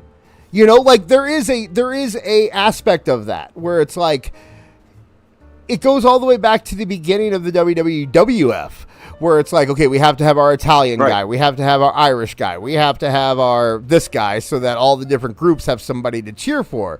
Say what you want, but you're gonna cheer. If you're a kid and you don't have much basis for watching wrestling, or even if you're an adult and you don't have much basis for it and you're just watching it on TV with your friend or something, you're usually going to flock towards the person that you connect with, and that's usually going to be because they remind you of you, that you can relate exactly. to them. So the idea Javon Evans reminds my wife of one of her nephews or cousins. Like, it's just like, yeah, I mean, it's natural. But see, that's on the positive end of exposure, representation. When you're getting a 6-man tag with all black people in there, you're excluding a bunch of other people. It would be just as obvious as if we saw a 6-man tag with a bunch of Asians. And I would even go as far as to say that the hurt business makes sense. I think they're a good representation for black people. I think that they I think that, despite, even though they're heels and whatever, I think that they portray the race in a good light. They're yes, they do not carry on the stereotypes. Right. At all. They're not showing up with chains and fucking do-rags and all the whole thing. But then when you have them against Gates of Agony and Ricochet, it diminishes it. It brings it down a little bit, because it's just like, okay, so it's not so much that we're trying to give a good representation. It's just we want to put all these people in one place so that they're all together, and we don't, that's the message that you get. Gentrification of professional wrestling. Right. And I'm all for, if somebody wanted to do, like, I had no problem with, like, Nation of Domination, and I had no problem with when they were going to do the Pride in WWE. If you're making that a part of your identity, or what was the group that was in NXT with, what's his name? Reggie. Out the Mud, OTM. No problem with that. Yeah. No problem. You know why I have no problem? They didn't last long, though. They didn't last long, but you know what? I knew people, like, I grew up in St. Louis, And Reggie grew up in St. Louis, and that group was based on people that I knew in St. Louis. Like, I could tell you every single person in that group because I knew somebody like that when I lived in St. Louis, you know. And it was so it is kind of cool because, like, I'm not black, but I do feel represented because, you know, there's part of that, and like. You never know where you're going to connect to. Sometimes His it's not. ancestors are rolling in their grave right now. my ancestors from Kentucky. Yeah, I bet they are. But you never know what you're going to. I do want to say. Listen, I don't see the chat. I don't know how people are responding to this conversation They're right good. now. They're rolling with but it. It's all okay. Cool. It's all in good fun. We are not trying to like weigh down the show or anything like that. We're just, you know, having conversation, and I thank you for that. This is what the show's going to be, guys. This is what it's going to be. We'll go off on tangents like this because no one else is going to give me this kind of discussion. I'm sorry, no one's going to give it to you. So it's important, you know. What were you going to say?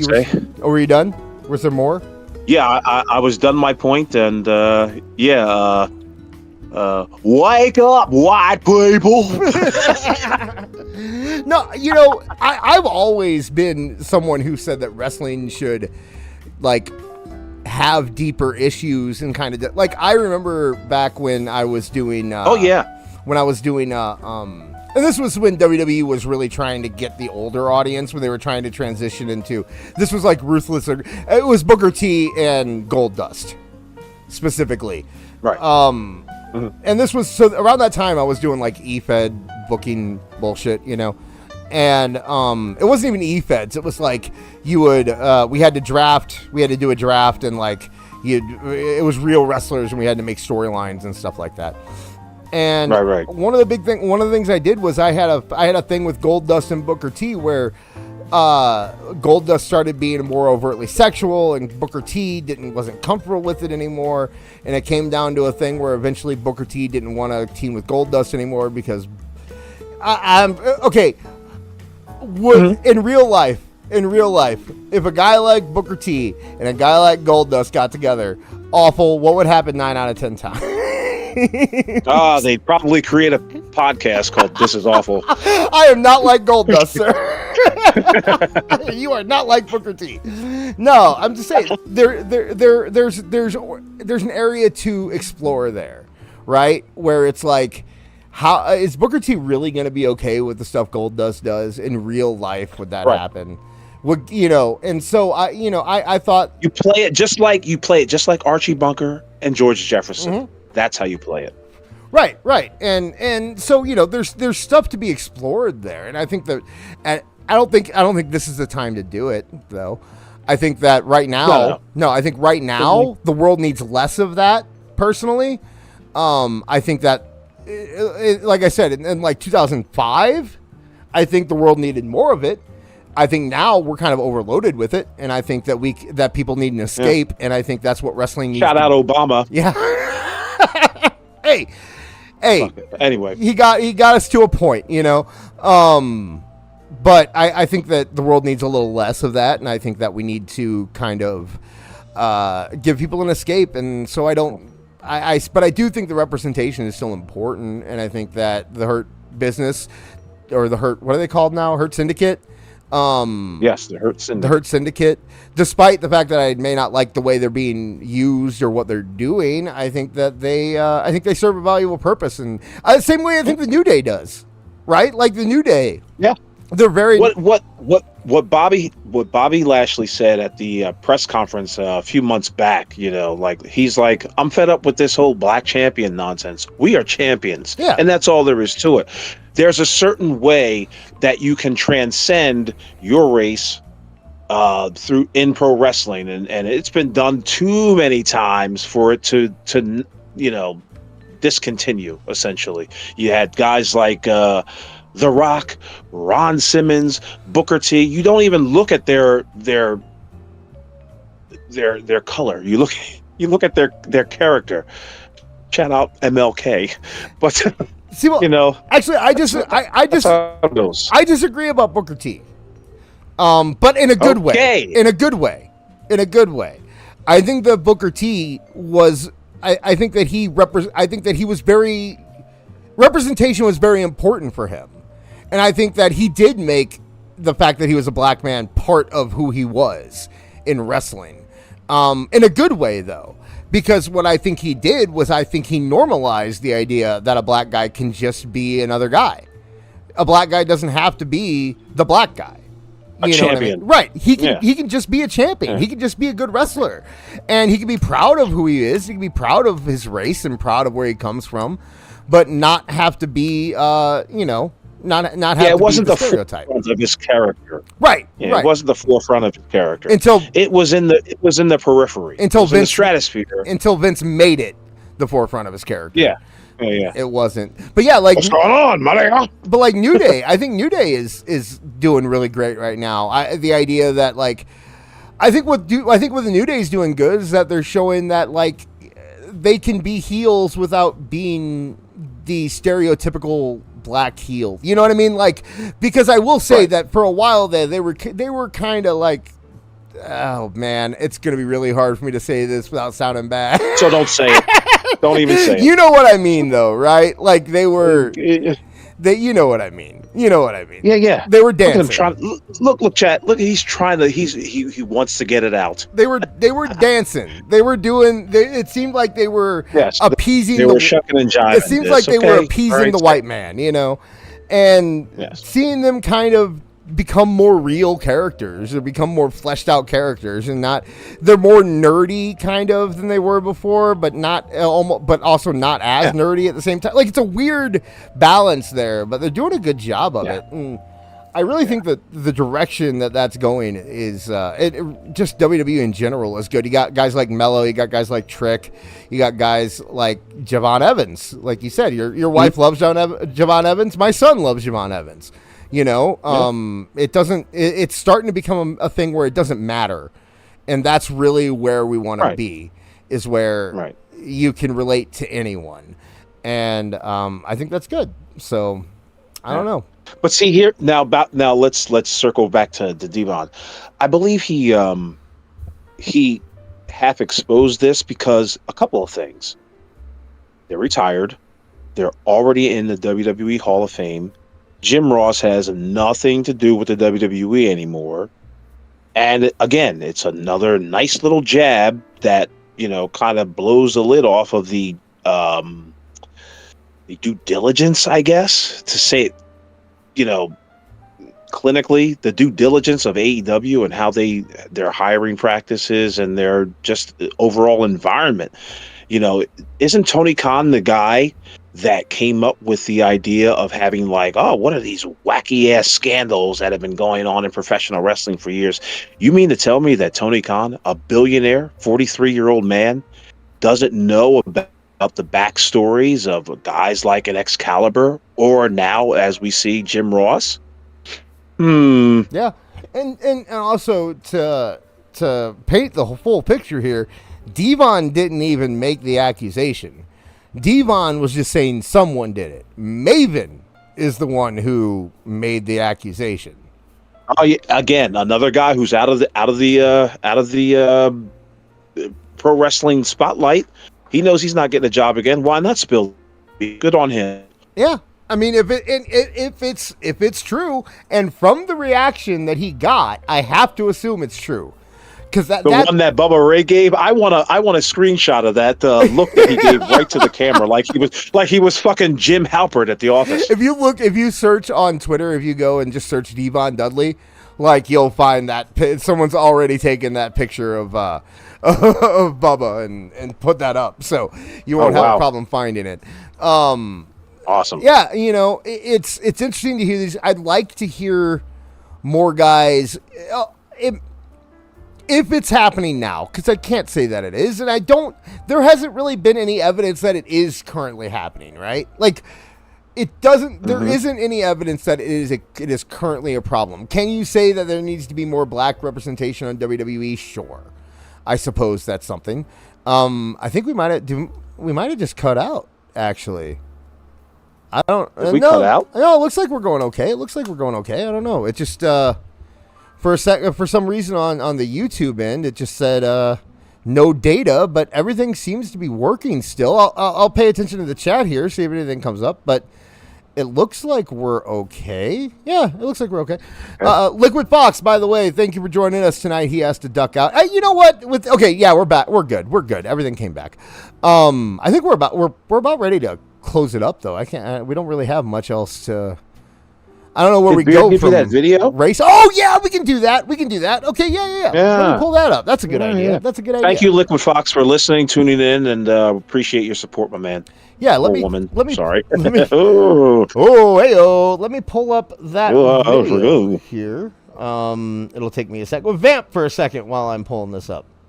Sure. Boy, I got really nothing to say. How about I go through the soundboard like an idiot? How about this? That Let's just sounds fun. laugh. Sounds like it. What is this one? It says, Shut up, bitch! That was yours. Okay. I put yours in there. oh, was that Penn? What?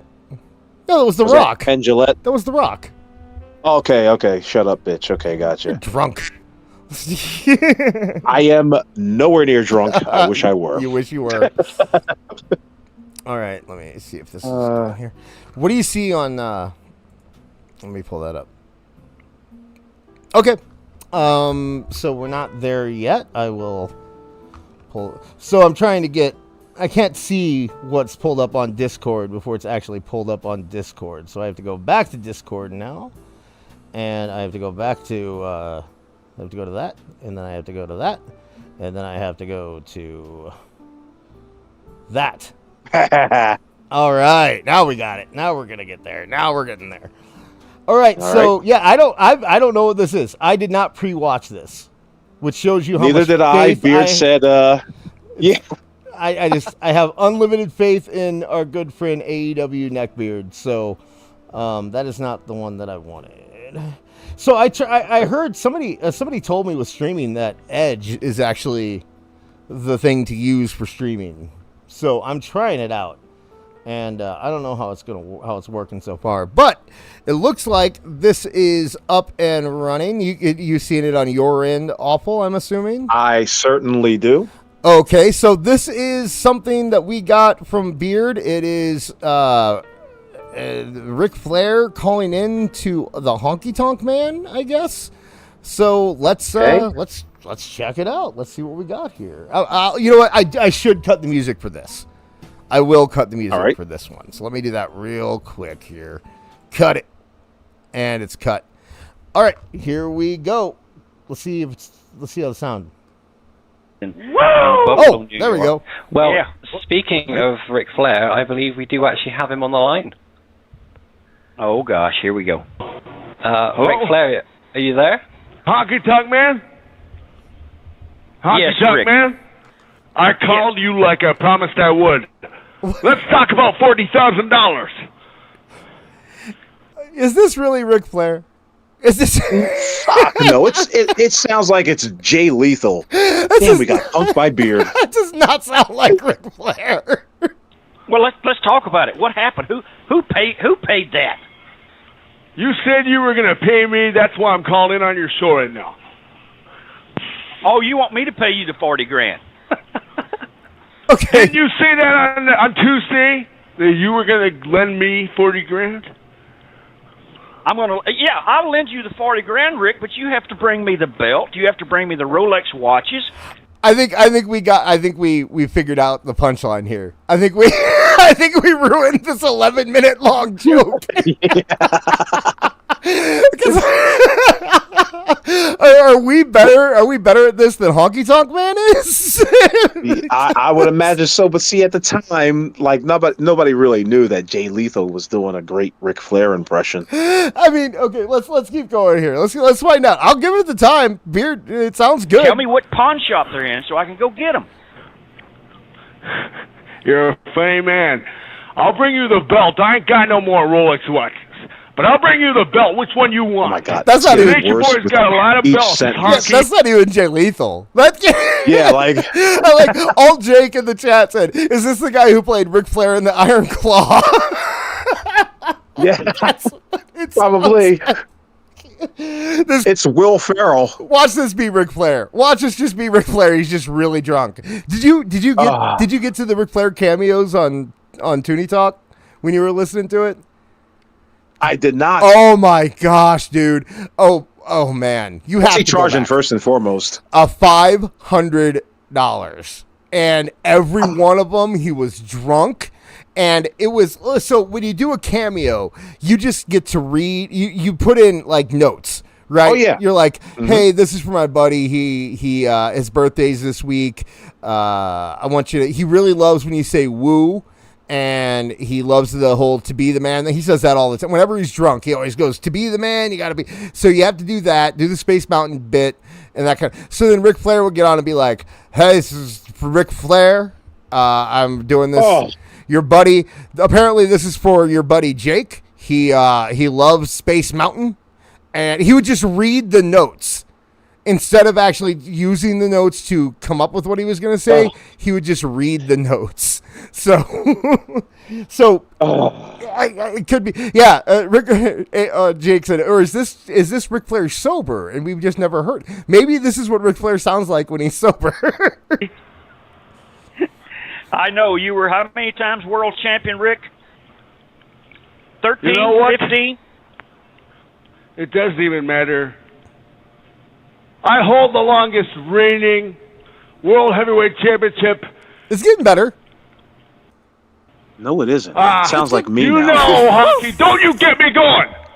Come on, let me hear you. I don't hear you blow a record. gasket, Rick. I want to see that blood flow like wine out of your head. No, what you want is an apology for what I put in my book, and I will apologize to you, but the apology is going to go on one condition, Honky. It's going to go either way, my way or your way. You're going to lend me $40,000, huh? What, for you to apologize for telling a lie about me? You've been nothing but a No, liar. I'm going to apologize either way. I'm here on your show tonight to apologize to you, because I know you've been cutting on me for so many years that I wanted to. Okay, we know this isn't Ric Flair now, because there's no way Ric Flair would apologize to Honky Tonk Man, right?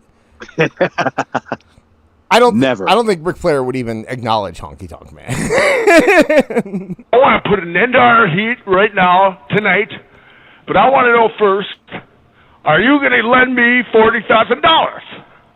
For real? I think you should ask Dixie Carter that. She's the one that's got the contract and paid you already, and you spent all the money. Rick, you're broke. They kicked you. Don't you? Okay, so this is TNA. So this is right. This is during Jay Lethal doing Ric Flair on TV. Yeah. This is like right in that. I'm putting my money on Jay Lethal. Jay Lethal sounds. It's not. I think he sounds better than He this. sounds better than this. I never was really impressed with Jay Lethal's Ric Flair impression. Really? I think Not really, no. I think for what it was, I think he did the mannerisms better than the voice, but you know. Get me going on her. No, I didn't spend all the money. He did Macho Man better than Flair. He doesn't do Macho Man as good as you, but he did Macho Man better than Flair. They're not paying up.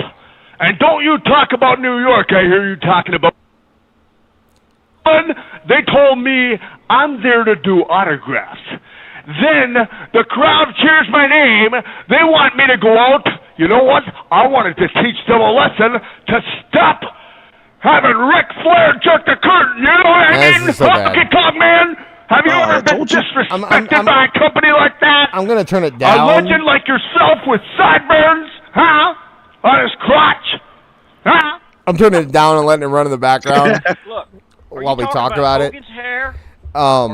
Because I want to get to the punchline. But it's not. Don't even go there. You know, I want to know.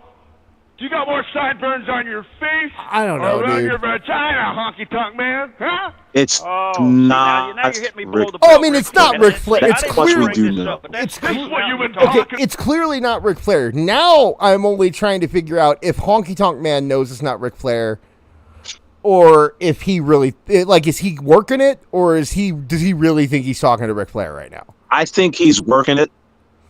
I can't imagine the people who were originally interviewing Honky Tonk Man sitting next to him, or maybe even, he can hear them audibly. I can't imagine them not snickering at any of this and talking around like, yeah, this is a bit. All right. You broke up, so I'm going to play. Man has done quite a few radio shows. Oh, sorry. No, you're good. About me for all these years, Honky. Well, what happened to your Space Mountain? I mean, after 4 wives, that Space Mountain's not working anymore, brother. Space Mountain's alive and well, Honky Tonk Man. You wouldn't know. Okay, RDA Mon 182 in the chat. R. Damon, I guess, would actually be the right way to say that. Right. R. Damon Here we in the go chat. again. I caught it this time. R. Damon, I think he nailed it. This is Mark Madden. This sounds like Mark Madden. Okay. I kind of Beard without answering. Do you know who this actually is? Oh, Beard left. If you're in the chat. Beard's gone. Beard. Okay. Beard's. Yeah, I'm gonna have to ask him. Beard's making love to his wife or something. I don't know. Yeah. You know what? Should we just skip to the end? Should we just kind of skip? Please. Okay. Because there has to be a punchline here, and I'm interested. Norm You're Macdonald. not on the show, Rick. They didn't want you on the show. The boys over there, they don't like you anymore because you stiffed them on a bar bill in England. Well, one or two boys crying over a bar bill. I was ribbing those guys.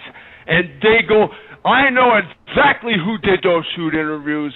I know exactly who's holding me down. His name is Vince Russo. That son of a bitch! You know what? I hate Vince Russo. I think he's working for McMahon under the table to sabotage every company. That's why McMahon's been able to monopolize the way he has. Why is Hogan, me, that big fat... Yeah, it's not Jay Lethal. I'm telling you right now, it's not Jay Lethal. Doesn't sound like Mark Madden either. Steiner on this company, and we can't get any He called Scott Steiner Rick Steiner. Russo is working under the table for McMahon like he has been for the last decade to keep each and every other company down. Is it Russo? You hear what I'm saying? It's a bombshell right now. Woo! No. Yes. Russo doesn't have the chops. Ed Ferrara. Change anything. Who? Oh, I'm very loud, you know. R. Damon nailed it. It's Jason Sensation. What did he say? Jason Sensation. Okay. It's got to be Jason All right. Sensation. Do you hear this? I'm disturbing a lot of customers. I got to get going. Do you hear this? Honky Tonk Man, you son of a bitch. Now I'm getting arrested.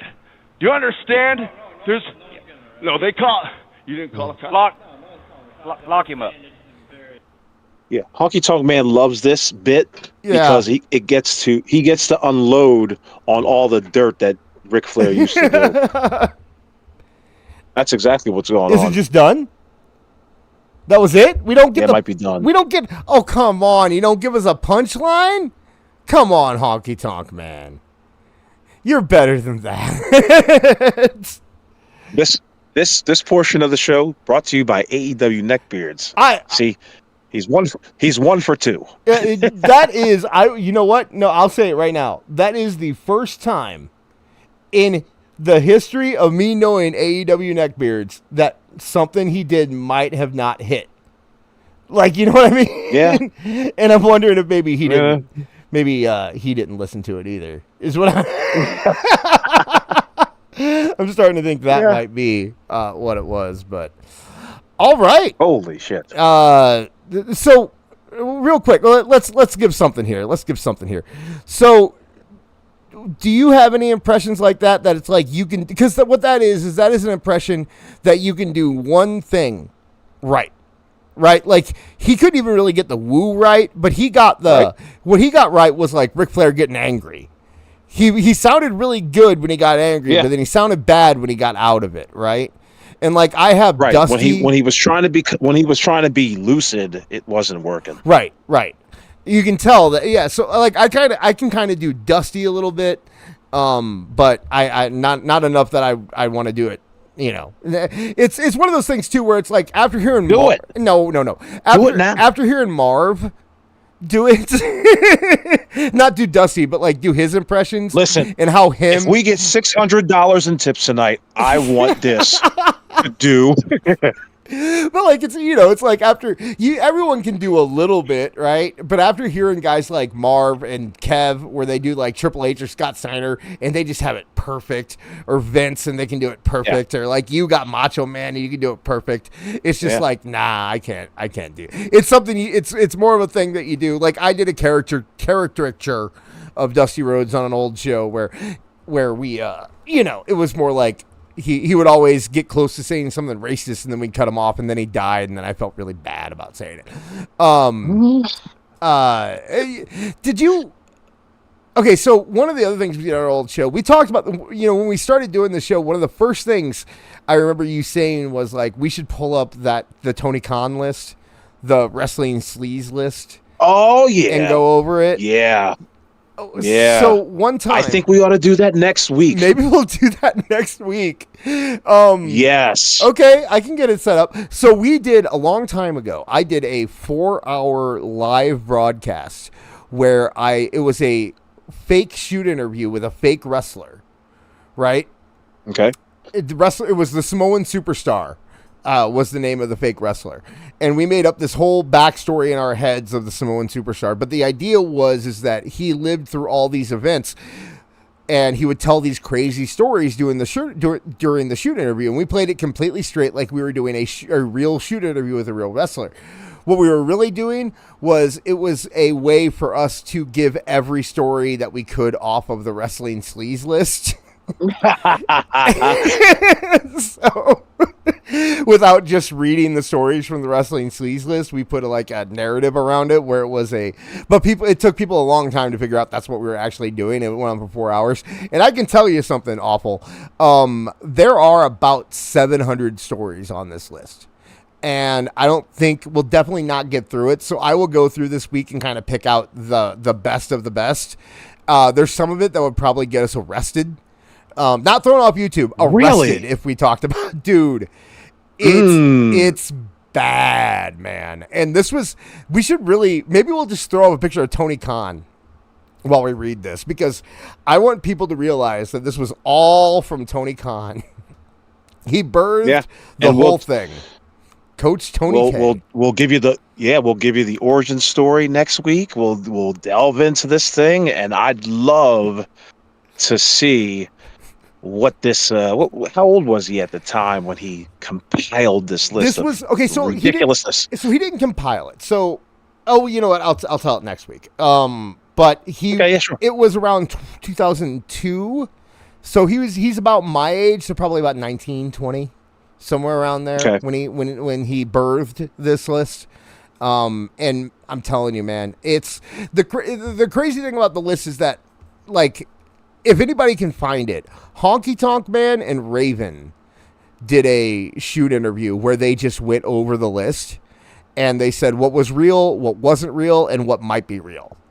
Because what this ended up being, I think, was so DVD Forum, regardless of what people make fun of it now because Tony was on it, it was a place where like wrestlers would actually post. It would be like, but not under real names. It was like, it was like they didn't want people to know that was them. So some of these stories have probably some validity to them. And a lot of it is people like me who were kind of around the wrestling business, but not in it, and just kind of heard things or saw things happening. So we will definitely get into that next week. It'll be hard for me to find the ones that we can actually talk about and try to creatively talk about the ones that we can't. But okay, all right. There's a lot of glass. We'll see if we can dance our way around explaining those. A lot of glass tables involved. A lot of stuff that is more acceptable today than it was back then, and a lot of stuff that is less acceptable today than it was back then. So, yeah, you'll find out. You know what?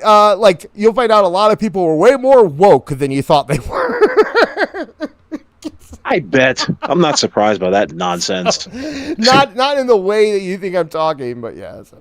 All right. So, thank you guys for coming out. It was a fun show. We will be back next week.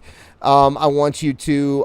You know what? I'll give another shout out to Jake. Make sure you're listening to his, because I know he plugged us earlier, so I want to plug him too. Yeah, shout out Jake. Make sure you're checking out his YouTube channel and following him on Twitter. And don't forget. So, I will discuss this with you real quick. So Marv dropped the bomb that he doesn't think he's going to be doing pay-per-view coverage anymore unless it's something big. And I'll say, if the fancy strikes us, maybe we'll do a couple. I don't know. Who knows? Maybe we'll kind of fill that void. I don't know, folks. I'm with Marv. I said if it strikes our fancy. I said if we feel like it 1 week. That's the kind of cool thing about the show, is that a lot of it's just based on what we feel like doing, as opposed to. Yeah, you goddamn right. We got to we're here for a good time. We got to two things that we were planning on doing tonight. So, Yeah, we didn't even get into the Sarah Stock, Amanda Huber thing, but I will say this. Anybody listening right now should go back and listen to Toonie Talk Wrestling this past Tuesday show. Kev, Dis, and Marv go through the entire origin, the entire gamut of the story in a way that is just so awesome. I'm so glad I wasn't a part of it. I was telling Dis that. I was just like, because I would have said something stupid and just probably derailed the whole conversation. But their conversation on Amanda Huber and Sarah Stock, awesome. Yeah. Well done, gentlemen. And you know what I will say what my reservation about covering it again was. My reservation about covering it tonight was that about 20 minutes before the show, I found out something. That apparently people are fishing on Sarah Stock right now. And this might develop even more by next week. So this might be something that we will get into next week, because it could very well blow up even bigger than where it is right now. All right, interesting. What a cliffhanger! People are fishing hard on Sarah Stock. There are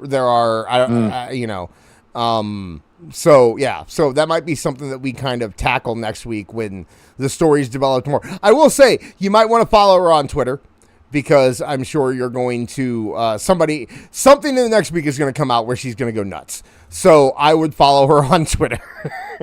Wow. Now, if this does not happen, we all know where to find this. Yeah. If this like I said, they're fishing. I don't know if anyone's going to bite, but if someone bites, and I imagine someone will, because they usually do.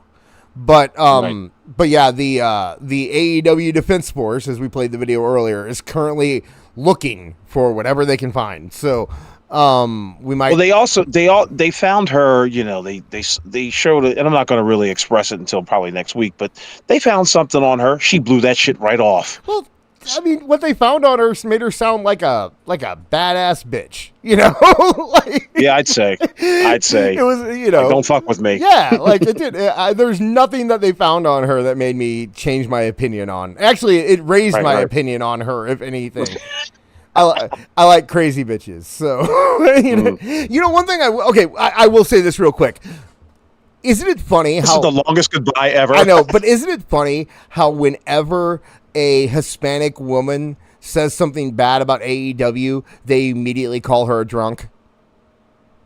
They did it with Thunder Rosa. They call her a what? A drunk. They call her an alcoholic. They did it with Thunder Rosa, and now they're doing it with Sarah Stock. It's like the go-to for Hispanic women. See, I always thought they called her a. For God. Make sure you can check us out over on Toonie Talk Wrestling next week. We are covering Chamber of Horrors. So if you are interested in, we're going way back to Halloween Havoc. I believe it was like 91 or 92. You'll find it. It's the one with Abdullah the Butcher and all those guys. So we are going to be covering that next week. And that's going to be on Tuesday over on youtube.com/@2. I'm going to be going and uploading the Toonie Talk Wrestling podcast. So you can listen to that anywhere you can find podcasts. Just look up Toonie Talk Wrestling. And Awful, what do you have to plug?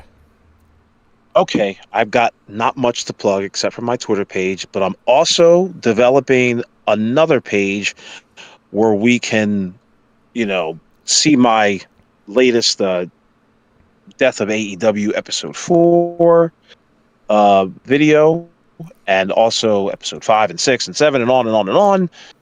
And I will have more information about that next week. Hopefully, it'll be ready by next week because, as I told you in the private chat, that shit's hard work. Yeah, because what I want to throw on it, is a lot of footage, a lot of archival ratings videos, every video I've ever done, and a few other things. And hopefully, everyone will enjoy it when it's premiered. Yeah, the idea is to give Awful a place where he can do all that stuff without having to worry about copyright, and then you'll probably still get the copyright protected version on YouTube if you can. But for the most part, that stuff's going to live there. Right. And I think it's a great idea. I think it'll be very successful. And I guess if you want, fingers crossed. Thank you guys. If you ever want to get to our Discord, which is kind of becoming the This Is Awful Discord, I'm noticing too, people are talking about our show there. Just hit me up. I can send you a link, or really anyone who is in the Discord currently is more than welcome to send the link out to people. I don't want to make the link public just because we've had issues with people recently, and I don't want to get that Discord all caught up in it. It's a very safe place right now for people to just kind of be cool and chill, and I kind of want to keep it that way. So yeah, when you say safe space, what is that? A bunch of pussies in there or something? What's going on? I didn't say safe. I'm gonna go in there and bust things up. I didn't say safe space. I said safe place because I'm not an asshole. Okay, so I sorry. don't. But no, it's just. I guess you broke up. I noticed, if you go to Twitter, it's like you're going there to be combative. If you don't want to be combative, we need a place to just kind of hang out, and that's really what it is. So if you want to get in there, and like I said, if you're in there already, you're welcome to share the link. If you're not, hit me up. I can give you the link, and we have a good time there. Every week we watch SmackDown and Raw, so you can hit me up, and I'll give you that. And I think that is about it. So for Awful Wrestling, I am AKA Dis or Aka Dis, and thank you very much. Have an awful week.